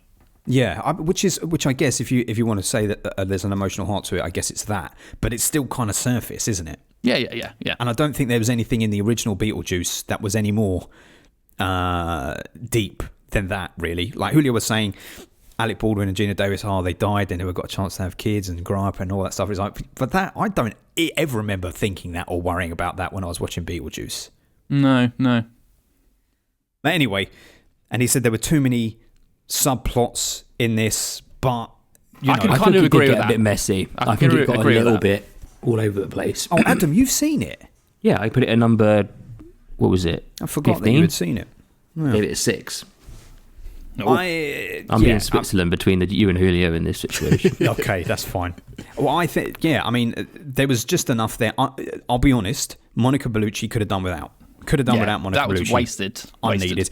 Had one too many scenes with the guys with the shrunken heads. But this is where you suffer from making a sequel to something that's so treasured. Is you kind of go, the fans really like that, so let's give them a bit of that. But they gave us too much of that, too much of Bellucci. And yes, okay, if you tell me that there's a version of this film which replaces all of the Bellucci stuff with another 5-10 minutes of Alec Baldwin, Gina Davis popping up somehow, then yeah, that's probably a better film, and I will concede on that. But the lack of them. The lack of heart, the subplots, none of that really affected my enjoyment. I thought it was a blast. And Julio, I'm sorry to say, but the musical number, the new Coconut song, as you put it, I was delighted with. It doesn't beat the original, but it was so much fun. And, did you watch it in a packed cinema as well? I watched it at the IMAX. And it was packed, I take it? It was packed, but half of that audience were not enjoying it. Okay. You could tell. I was looking around and you could tell people were not enjoying it, but you could tell people were. The Coconut song, the new one, I'm probably a little bit less enjoyment than you, but I still thought it was good. It's never going to beat the original. That's just like fucking classic. But the two big things I take away from this film is one, just the set design and the costume and everything is amazing. Everything it feels real, like they're actually there. Feels and Tim everything's Burton. been built. On top so of his Tim game. Burton. Tim Burton before he lent into all the CGI and stuff. It's actually it's actually physical. It's actually there. It's like built and molded, which is wonderful. And the second thing is that it's not just a cookie cutter story. It feels like a continuation of the story. It's not just like leaning into the nostalgia. It feels like we're returning for another story in this world. Yes, that's worthy of telling. That's what it feels like. Yeah, agreed. Good times. And if I'm being quite honest, out of all the films that I've spoken about today so far, this is probably the one I can see rewatching soonest. Nice, yeah. It felt like everyone loved being there and enjoyed actually Keaton was embodying these people. Keaton was absolutely right back into place. There was not a beat. There was not a single thing that was like, no, not like that. It was like, this character. Can you give us more? Yeah, here it is, more. It's like fantastic. Loved it. Thank you for doing that to us. Absolutely, yeah. Look forward to your response, Julio. Backwards and forwards for the next decade. Passive aggressive comments on the side of podcasts. Until the third one comes out. Yes. Is it my number 3? Yes. Yeah. Okay, my number 3. Ben already knows. He already knows, but Adam doesn't know. I'm assuming you know, Ben, but I've never been so wrong about a film. I've never changed up my score so much on a film. I rewatched Joker 32 with Zoe. It could. Do you know what? Do you know what always helps when you watch something and you're with the right crowd? You kind of play on their energy a little bit. The first thing with Joker 32, when I was in the cinema, because I don't know what to expect, and you kind of expect you're going to see one thing and then it's something completely different, and you have to kind of wrestle in your head about what you've just watched. Did I like it? And I always feel like when something is in your head and it plays in your mind, the second watch is always going to be the best watch for you, because you can really see how everything is played out from the off, and you can see like you're coming into all the stories right being made. Yeah, exactly. I think it's what I kept saying last year about that David Fincher film. You can settle into it. You can settle into it a little, and my everything was totally different the second time watching it. I didn't even think the musical numbers were that bad in the second time I watched it. I was like, actually, these are quite good. Like, I'm actually enjoying these, and I understand they're not supposed to be perfect singers now. Because yes, they're obviously not perfect. They're not supposed to be amazing singers, but still, they were great. It just resonated with me this time, and I could now just settle into it and see. Yes, absolutely, it is the perfect follow-on from the Joker. It just worked so much better on that second watch. And I said Lady Gaga was wasted in that original viewing of it. She's not. She's actually the catalyst for the whole film. For what Arthur gets put on, this journey gets put on, she is the catalyst for that. Yes, I'm still not 100% on the ending and all the kind of... the most interesting thing, actually, is all the DC elements of both Joker and Joker Folio Do are probably the weakest elements of the whole thing. Because I'm actually interested in the character over how this character plays in the world of DC. I enjoy just the psychology and the interplay between the characters, and it's fascinating. And this second watch, I could totally understand all the puzzle pieces and what he was trying to do with this film. And I said it in the Joker episode on DC and Proud, but this is, for me, like the Halloween Ends of the Joker world, where it's so divisive and it's so different to what you expected it to be. And you either go with it or you don't, because it's not anything like you're expecting it to be. It is another beast. I agree, and it is a bit too much like you're not expecting it to be. I think yes, it does take you so long to get your head around what the film is, and I just think the musicals there's just too much of it. It just keeps taking you out of the story. Every time you're getting involved with the story, every time it's going somewhere, they put these numbers in, and there's just too much of it, and they're not coherent enough with the story that it's a bit jarring, and then you kind of have to start again, and then you have to start again.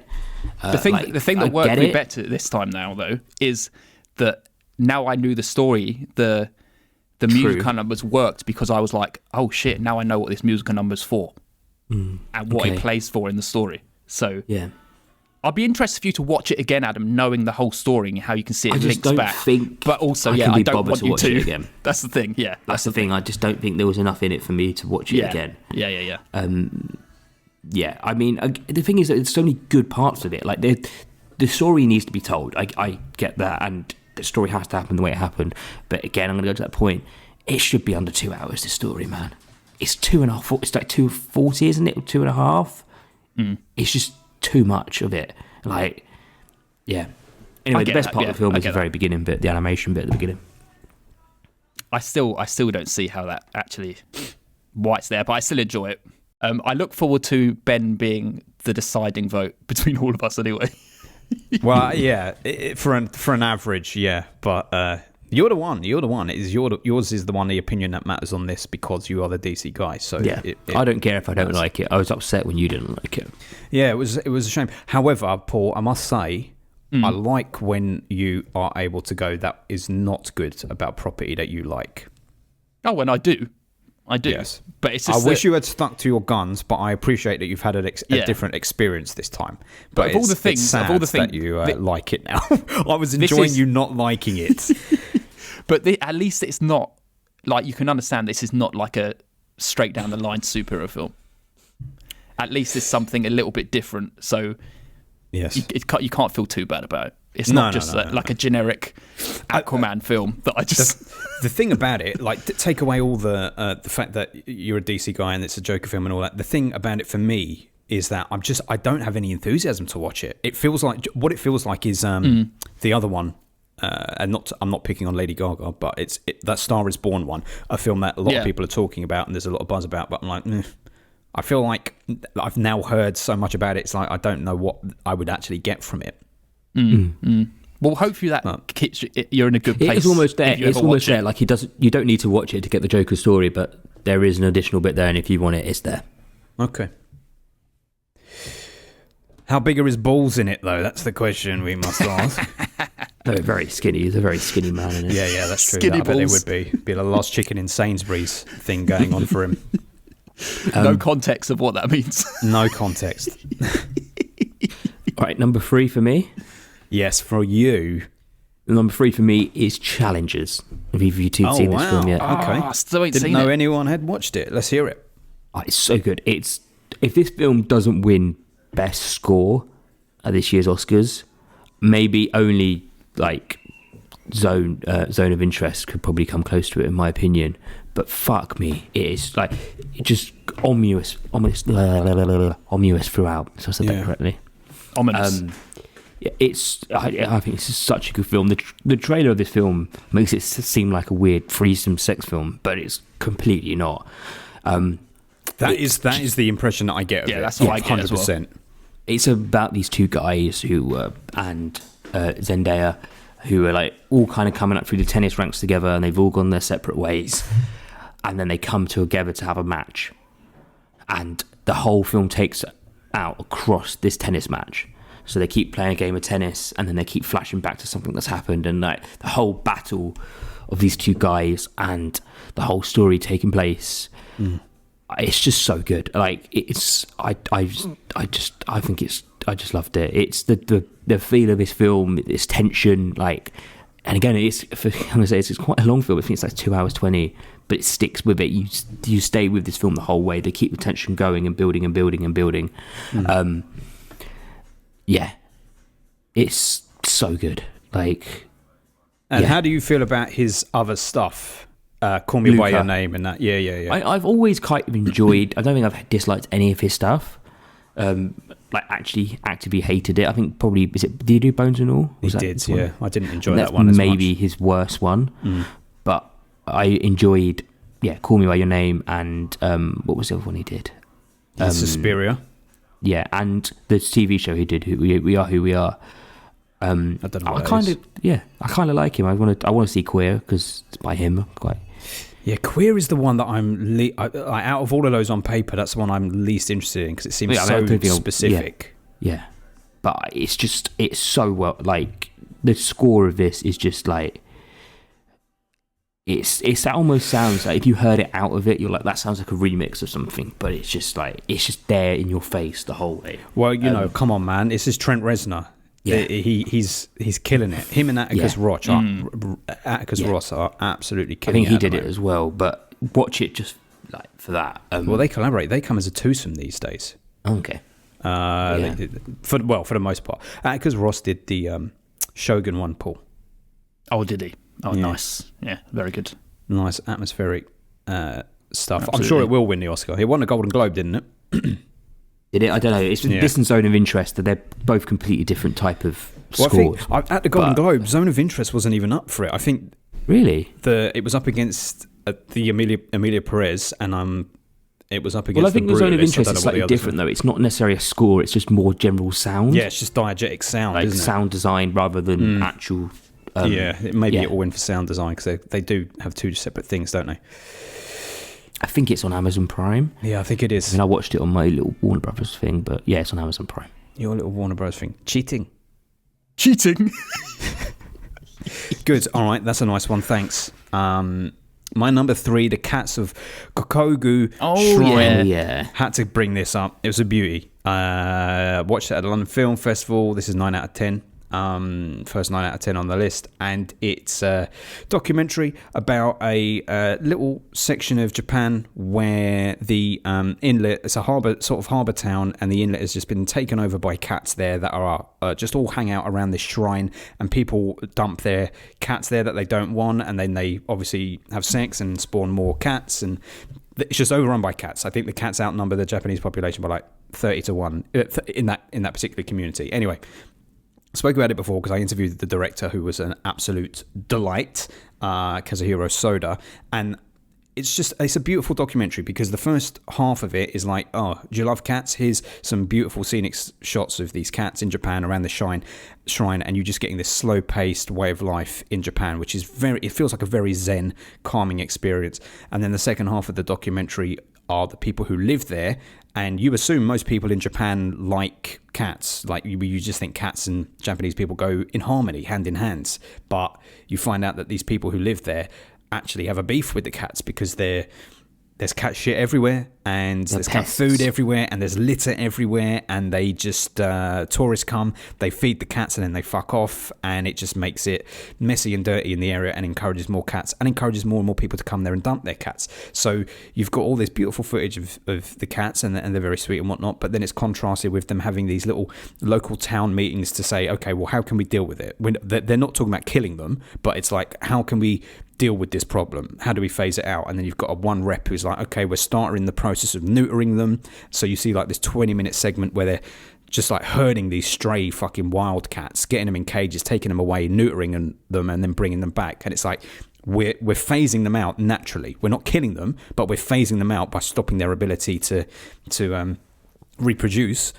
But for every 20 cats they do that with, another 20 stray cats get dumped in the area by people, and the thing just feels like it's like a never-ending circle. But amidst all of this, you get these just like beautiful insights into these individuals who live near and by the shrine, really elderly men who are taking care of the shrine, some of them taking care of the cats, gardening. It's a beautiful thing, and it's just part of this whole rich tapestry of Japan that I experienced in 24 through cinema, and highly recommend the documentary to cat lovers and non-cat lovers because it's really beautiful and quite informative, quite unique. I want to visit the area. I'm about to say you can go there and feed all the cats and become the problem. Well, I mean, that's the thing. Dump a cat. Are you going this year still? 26 next year for my 40th. Okay, Nice.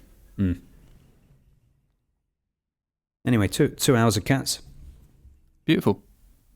My number 2? Yes. Let's see where it's going to place, Adam. It's Furiosa. I got it higher. Oh, wow. okay. Your number 1 film of the year. Fuck me. So it's 9 out of 10 for me, but we will put a pin in that. We'll speak about it in a minute. Okay. Okay. my number 2 film of the year. I don't think anyone's got this. I think Ben's actually mentioned it. It's the Kneecap film. Oh yeah. Okay. Let's talk.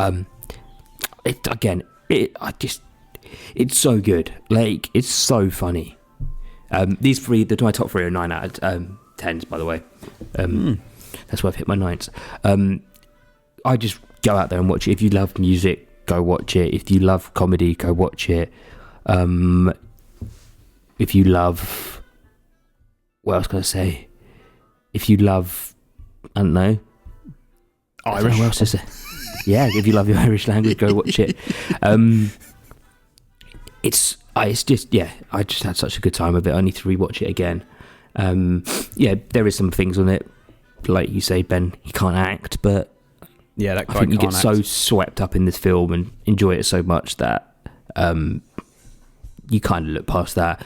And also because they're playing themselves and they're not really they're not actors, they're musicians, like you kind of let it go as well, because they're trying to tell their story in a jumped up truth way and trying to sell bits of truth. But yeah, But 2 out of 3 can act. 2 out of 3 of them, which is like, not bad for the trio. teacher. I was stunned that he wasn't an actor and that he's Yeah, actually so was part I. of the I thought band. I was they like, put you seem someone else professional.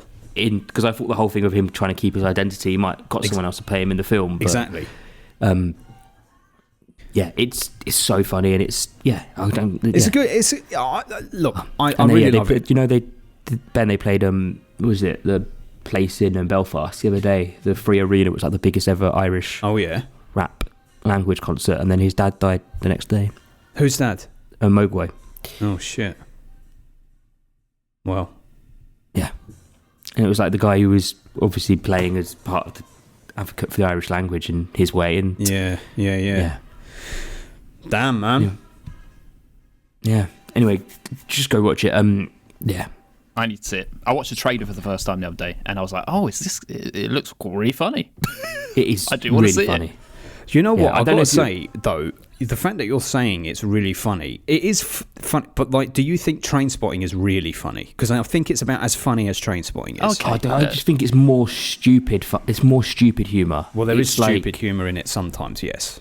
I love a bit of stupid Train humour. Spotting is kind of like underlying humour. It's that black comedy, whereas this is just kind of more of like, I don't know, What, a bit like more a like people dead just baby do nothing. crawling along the ceiling while he's having his withdrawal. I don't It's know, more man. like people just do nothing, kind of that silly people humour. But it's just like everyday humour. Like you can see these people existing in the world underneath you. It's not. It is funny, and it's saying some important shit about freedom of speech and getting out from under the oppression, and the parallels with Palestine right now are very timely and apt, and I appreciate them for all the work that they do with it. But I think, like, largely speaking, it is a bit crass for me. It does feel like it's made by, like, look at them, and it feels like a film made by Them. just generally boys who look like that. Yeah. Like, I could have done without the shagging stuff where they're backwards and forwards insulting each other. Like, that kind of stuff is like, this is a little boy's idea of what is a good idea to include in the film. But in 10 years' time, this is... But it was also like the whole thing of the Irish, like, getting up on... It's like Catholic and Protestants. It's almost like a battle that never stops in life. I know. I could have had a better simile than sex, though. Yeah, the sex true. is just like, ugh. But- Brutalist, the Brutalist the other day did something like that, and I was like, fuck you, man. This is someone to know. Stop it. We won't talk about that film because we'll leave that one for another time. The Brutalist is the anti-kneecap.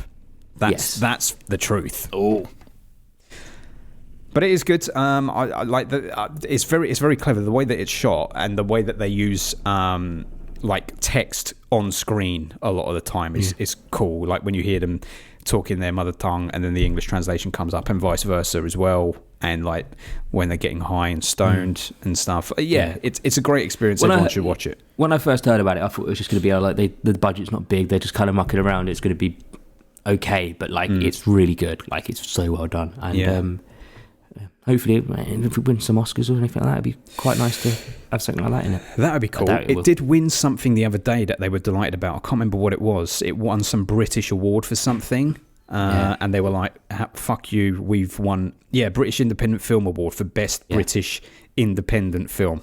Yeah. And they're like, fuck you, we've just won it. Yeah. Excellent. Of all things. Come on. Was that number 2, Adam? That was number 2. All right, here we go. Now we're going to talk about it. It's The Substance. We didn't quite make it to one of them. I've got to be honest, I was back and forth this last couple of months as to whether this was my best of 2024. Yeah. And I'm still not 100%, but I've committed, and it's my number 2. So everyone knows what it's about by now, but I thought the whole experience was just excellent. The way that everything is framed, the fact that she comes from France and has this European aesthetic to the film, which is in Revenge as well, and she brings that European aesthetic to a Hollywood film about Hollywood is excellent. So all of those scenes where you've got Dennis Quaid chomping down on prawns, for example, that's a very European way of shooting.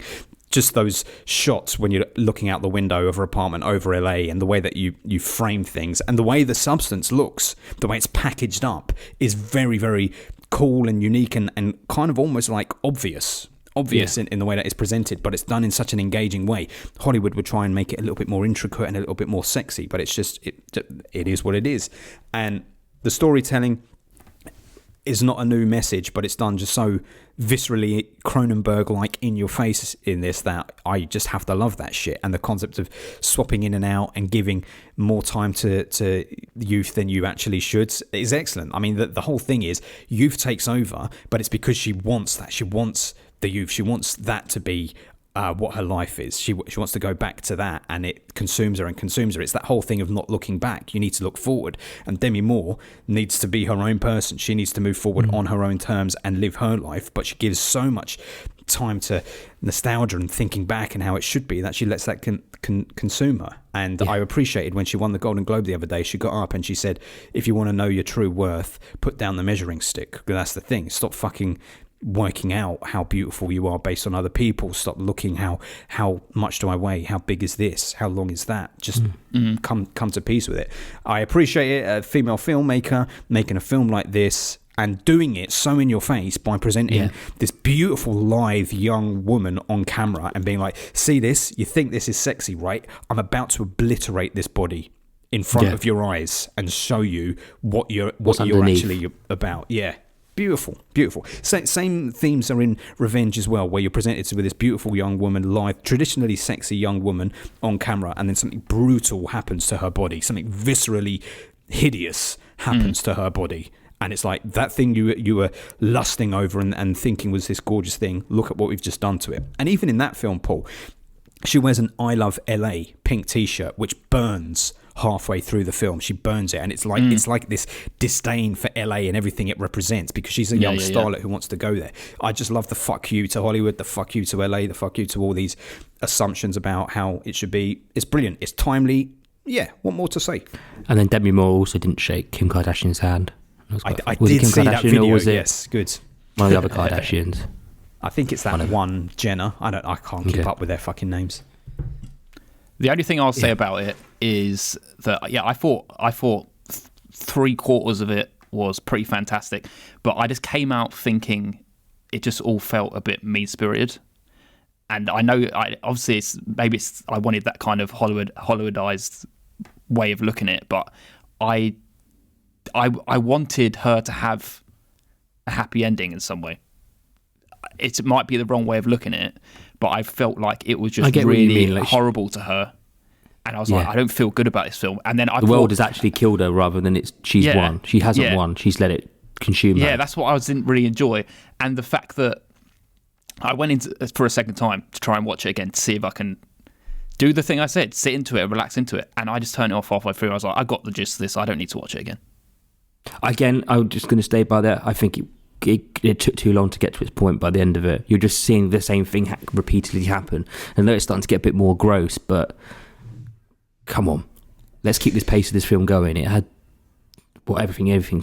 Dear listeners, let's remember Adam just said we just kept seeing the same thing happening over and over again. Bear that in mind when he talks about his number one film of 2024. It's different. I'll back you up, Adam. Don't worry about it. Yeah, we will. Don't worry. I think the film is good. Adam's number one, I mean, but it is the definition of the same thing happening over and over again. It didn't matter. It didn't fucking matter. It didn't matter. We were establishing the world. We were seeing the scenes. We had to see them swapping in and out. We had to see her being Again, this young live it could have been version. something. And again, it's 2.5 hours. Like, is it 2.5 hours? I don't know how long it is, but it didn't feel like it. Yeah, it it's felt 2 like hours 90 21. minutes. It's about how much you're enjoying it if you feel that length. I don't. Again, it just, you get to the point. You're like, okay, come on, let's keep this pace going. Like, I see. I don't think I had a problem with the length of it. I think it just, at the end, I like the moral of it, but I think it was just a little bit mean. yeah. But That's when you all. say it's I mean, mean, I it's a actually see your point, criticism. Paul. I didn't really think about it, but But yeah. when you say it's mean, it's a criticism of Hollywood. So who's it mean to? It's being mean to our main character more. in the film. Yeah, but our main character is a stand-in. It's not being personally mean to her. It's a stand-in for I how know. Hollywood is Of making course. her feel, and how like unreal beauty standards make women particularly feel. So maybe in the film, obviously what happens to her is horrendous. Yeah, of course, but she's the stand-in for how millions and millions of women feel all over the world, whether they're in Hollywood or not, because of how these unreal expectations of beauty make them feel. Of course. Yeah. I absolutely agree. I just It's feel a like mirror. I wanted it to be like, look, this is what you should be doing at the end. You could find a light at the end of like the way the come what out the you other should be side of doing it. is just not getting involved in the first place. But I think there is a defiant thing at the end of the film when she's on stage as in her final monstrous incarnation, when she's there in front of everyone and everyone is screaming and repulsed.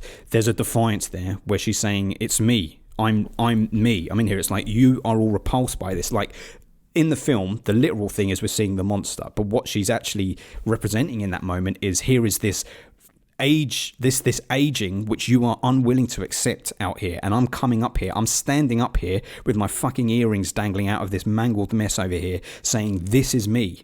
You got to She's accept this is she's who the I am." Pamela Anderson, at the moment. In so many ways, yes, yeah. but everyone just sees her as like, oh yeah, we appreciate what you're doing. No, it said something meaningful, and it did it in the most delicious way possible. No, I absolutely agree. Yeah, it probably didn't help that I didn't actually like the way it ended as well. The whole yeah, I loved it. it went a bit loved too it. far. Yeah, I can see it. Yeah. And it's kind of like there's comparisons to something like The Fly, and I prefer The Fly. The Fly's a great iconic movie, but what's presented to us in The Fly with this gradual disgusting transition and metamorphosis that happens to him in that, by the end, if you stand back, you're like, well, this is of your own making, mate. You did this because you wanted to play God and you had an ego the size of the Empire State Building. You did this to yourself. Whereas Demi Moore's character here, she literally did it to herself, but she did it because of the external pressures of the world she's living in. So she's a much more sympathetic character than someone like Jeff Goldblum in that film. And what's happening to her is much more relatable the world over. Yeah, I absolutely agree, and that's probably why I feel it's a bit mean to her. But that's the whole point of it. It's like a double-edged sword, because that's the whole point of the film, but it's also, I don't like, that's the reality of the world. Yeah. Yeah. And that's it. That's it. It's time for my number one. Mm-hmm. Are you ready to hate it? No one else Yes. has it. I don't even know Obviously. what this is going to be. Oh, yeah, you're not going to have nothing to say about it other than contempt. And it's Deadpool Wolverine, the best cinematic my experience God. I had in the cinema this year. Absolute joy. I fucking loved every minute of it. It was so fucking amazing. I came out and I was like, Zoe, that was the most, like, such an incredible experience. Just that film. I had so much fun. And it is just, I feel the love in that film. You're going to hate all the words coming out of my mouth. I feel the actual, yes, it's an absolute love letter. Let's say it's an absolute love letter to everything that came before, all the X-Men films, all the Fox films, which I grew up watching. Those films were great, and this turned them and twisted them into this film, and it's like, this is just amazing. It played an absolute tribute to all those wonderful films, and I absolutely adored it. The action's amazing. The violence is on point. The choreography is just incredible. And I fucking loved it. And that's all I have to say about Deadpool Wolverine. So there you go. Have you seen this, Adam? Well, I haven't. Nope. I don't know if I ever will. I might do. I can't wait to watch it. You don't need to watch it. And also you won't have any care because it's for all the people who love the Fox films, all the X-Men films. Yeah. What the fuck is a Fox film? The Fox X-Men series. Disney Fox, bought Fox, like- right? Yeah. And they owned all the X-Men property and all like the Marvel films that they owned. So like all like X-Men First Class and all that kind of stuff. Oh yeah. Yeah, that was their films that they made. So it's like their way of saying goodbye to all that world that was created. I never said hello to that world, but I did say goodbye to that world when I watched Logan, which I enjoyed. Yeah, exactly. And they pay a massive tribute to that. I know. But see, Logan was a perfect goodbye to someone who I never said hello to. That felt like great. So why are they bringing this fucker back? I'm sure it's an alternative version from another universe, but why are they bringing him back? Come on. It was perfect. Why are they bringing him back, though? Tell Why are me. they bringing him back? To say one last goodbye. One last to- goodbye. They'll do that again in 5 years, and we've got to say goodbye Maybe. one more time. Maybe. But it's a totally different beast to Logan, and it's better than Logan. I fucking hate Ryan Reynolds. That's fine. I hate him. He fucking Then don't sucks. watch this. He sucks so much. I Tell told me you the would appeal like of this. this guy. The appeal that Yes. he puts all his all and all his love into whatever he does. Bullshit in your ass. Fuck you, motherfucker. He does, man. He just does it. Fuck you, motherfucker. You don't have no brain in your head. Anyway, I should stop being silly. I mean, look, of course, yeah, that would be something that would give you number one. But a Marvel film rather than a DC film is your best film of the year. Look at that. Yeah. And it's the beat a first. DC film. Yeah. Yeah, exactly. It hasn't been it hasn't been a Marvel film since Endgame. So there you go. Been my top film. What did you give it? 10 out of 10, Paul? Just 10 out of 10. Wow. I adore it. What to say? What can be said? Nothing. There's nothing, Nothing. to say. I knew Nothing's you would have accomplished nothing by to say. saying anything. So there you Other go. than getting angry. I'm not, but I'm not. I'm calm. I am now. I had a little outburst about Ryan Reynolds, but I didn't criticise your choice of movie. You did a bit. No, motherfuckers can like what they want to like. You calling me a motherfucker? Everyone's Listen, entitled to it's- their opinion, brother. It's been It's a number free one. country, brother. I know from the off that it was never going to make anyone happy, but got to do what I've got to do. I'm calling him a motherfucker as a joke. You know I'm not calling him a motherfucker for real. You are a little bit serious, though, as well. You are the motherfucker. You are the motherfucker, Adam. That's the truth. All the best jokes have a little bit of truth to them. People hate this bit. People listen to other podcasts and they're like, oh, everyone's talking very civilly about the movie. Listen, there's podcasts where people go, oh no, I disagree with that. I thought this was a thing. People want to hear people calling them their co-hosts motherfuckers for picking a film Because that they don't like agree Ryan with. Reynolds. Yes, this is what people want to hear. You ain't getting it nowhere but Film Busters, folks. That's what we're all about. We don't mind. We're best friends. We just say how it is. We're allowed to say it. You're allowed to say and talk like that. Of course. If someone in the office says to me tomorrow, oh, I went and saw that film, I'm not going to call them a motherfucker in the office. They couldn't handle it. But I'd be thinking it deeply. They'd be crying. They'd be crying, they'd be weeping. But, Paul's going to have the same to say when I talk about my number one, so it's fine. We go. Go ahead, Adam. Oh, exactly. Yeah. There we go. Oh, yeah. I know what yours is, Ben. All right. My number one is probably one Ben is going to hate again because he said it's the most, repeating shit ever, Furiosa. It's the most repeating. Adam, it was my number 5, mate, so I liked it. It's okay. It's my number 6, sorry. My number 6. It's an 8 out of 10. It's an 8 out of 10. I gave it a 9 out of 10. Yeah. It's a 9 out of 10 for me as well, which happens to be my best film of the year.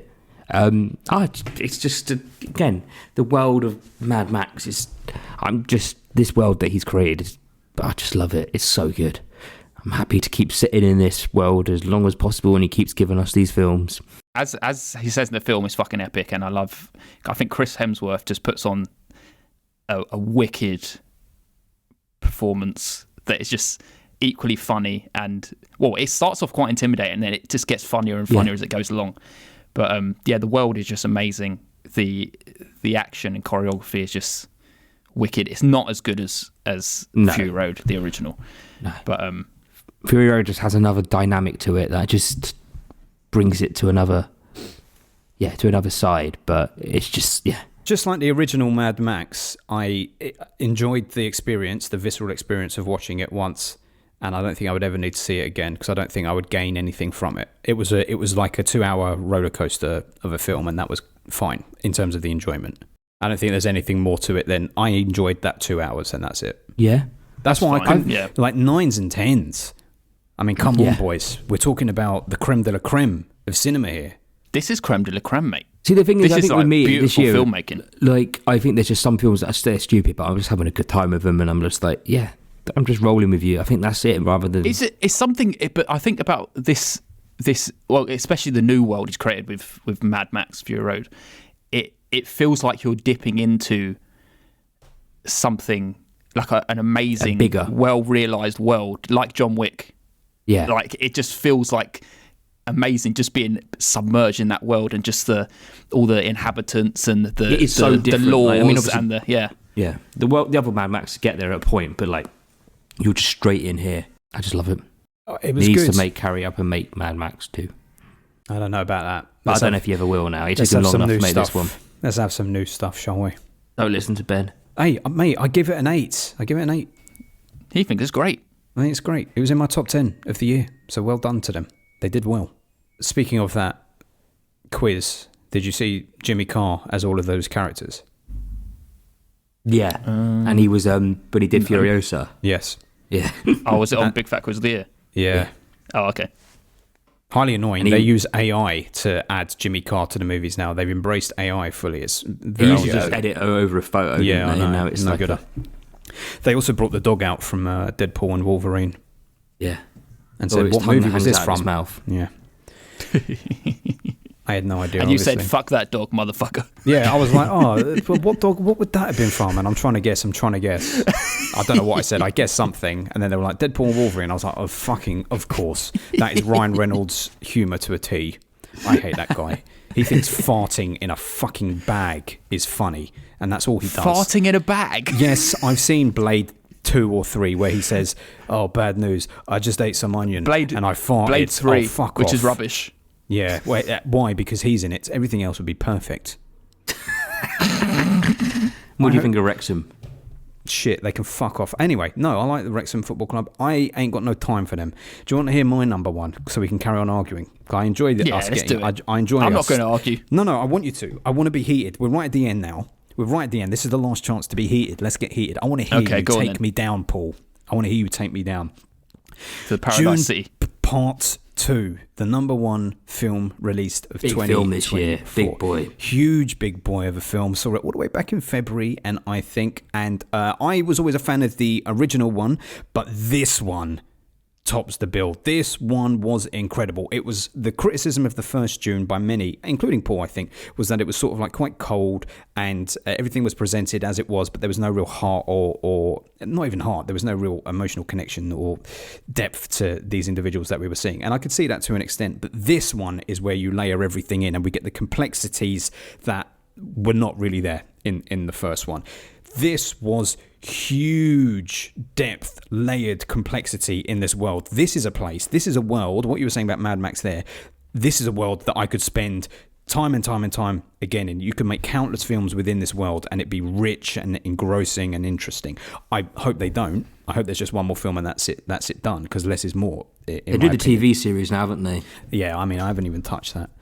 But it's quite incredible. A lot of people miss the point of this film and what they were going with the Paul character and what he's meant to embody. That's fine. But they're in for a big surprise once they get to the third film and they see what's actually going on. It was incredible. It was the perfect IMAX experience. The sound was immense. The visual spectacle was immense. But even on a small screen, the storytelling was such that you didn't even need to buy into that as much. A lot of the Messiah imagery and themes in there was incredible.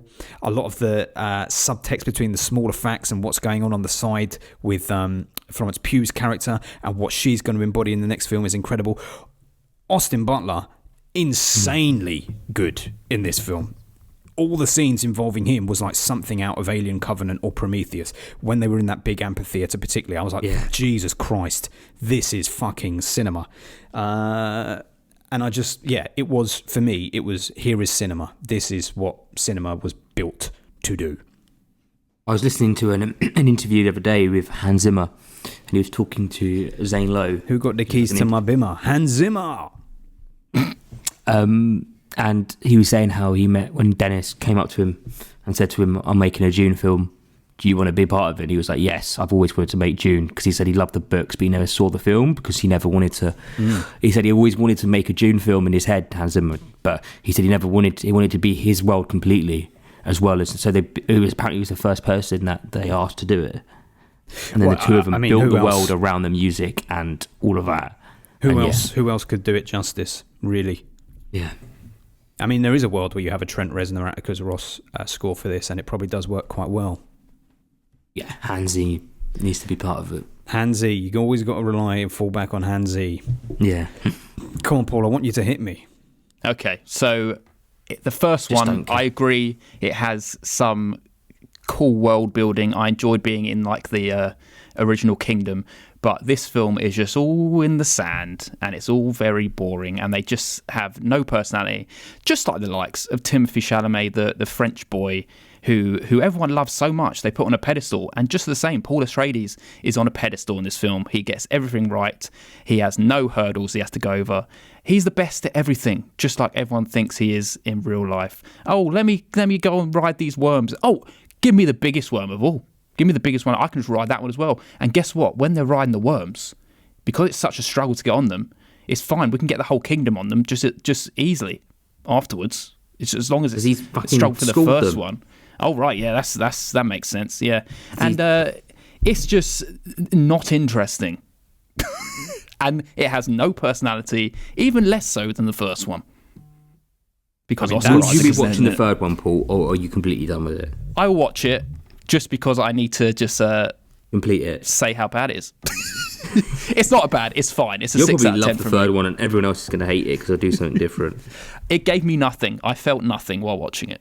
Paul has an unfair advantage here in that he's seen this film. I haven't seen this Wolverine film, so you know. And you'll have no context if you do watch it because you'll need to watch the whole backstory. Certainly won't. But there you go. Come on. I mean, I tell you one thing. Regardless, we've all got 3 different number ones, and I'm disappointed in all of us, if I'm honest, because quite big films. They're too obvious. They're huge, and they're fucking obvious.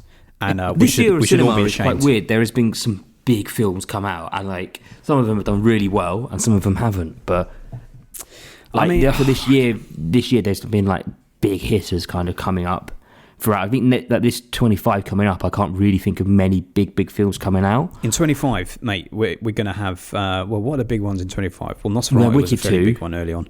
Wicked 2. Wicked 2 is going to go back to back. It's going to be released at the same time as the next Avatar film. Yeah. That's going to be a real box office war. Yeah. And I don't know what will come out on top on that. I think Wicked probably. You've got like the F1 film. I think that's going to be pretty big. F1? The Brad Pitt Formula 1 film, that will be quite big. I don't know. That appeals to a very bespoke section of the audience, though. It doesn't have that massive... But like when I went to see Nosferatu, it was packed. Like every seat in the cinema was taken up. And the same as when we went to see We Live in Time. Again, they were both packed, which is hopefully quite a good sign. That is a good sign. We were similarly, when we were up in Norwich, we were looking for a cinema to go and see Nosferatu in, and all of the cinemas that we were looking at when we were going to book tickets, there were like 5 seats remaining. I can't remember the last time I saw that in a cinema. It was only for like Oppenheimer and probably Barbie that happened. But hey, listen, there's going to be big films this year as well. I mean, I would love, like, the film snob in me would love to have gone, oh, The Cats of Gokoku Shrine was the best film that I saw in 2024. But I had to be true to myself. Sometimes cinema is what is the cinema. One? Exactly. At and the you end have of the to day, go big. This is cinema. When you go big, you get big results. Yeah. Big results. But we each have gone big, but the interpretation of the big thing is based on what we see in it. What is it in the big thing that we enjoy so much? It's not just because it's big. Well, that was our top 10s, everyone. That was our bloody 2024s. How wonderful is that? And all very different. There's some were the same, but that's the beauty of film, eh? That's the beauty. That's the beauty. You want to hear what we're doing in our next episode, the first film we're doing in our new round? So we're back to normality. Yes, we're. What round are we doing? Do you remember? Jamie's influence. He's given us a film, and we're not telling anyone what it is yet. But what year is it? 1999. 1919 bloody 9. Yes. So I had my pick of all the films in 1999. And we've actually mentioned this film multiple times on the podcast, and I thought, fuck it, let's just bring it to the podcast and talk about it. We're doing Summer of Sam. Oh shit, that was one of the films I was thinking about. There we go. Summer of Sam from Spike Lee. Wow. Have you two seen it? No. I've seen it a long time ago, can't remember it. Well, let me go and hide my my rating. You better hide that rating, boy. I think I know your rating, Ben, because I looked at it the other day because I was thinking about my films. Oh, well. Well, anyway, it could change. I haven't seen it in a long time. So Spike Lee we're doing. Yeah, we're returning to the podcast.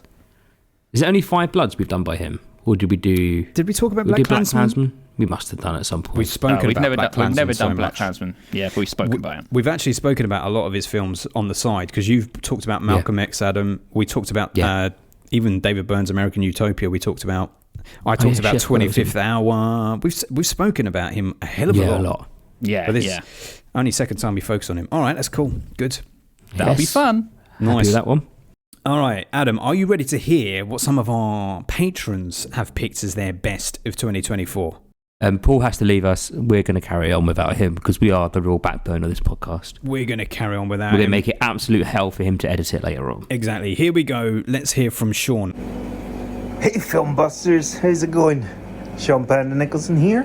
My favourite film of 2024 would have to be All of Us Strangers.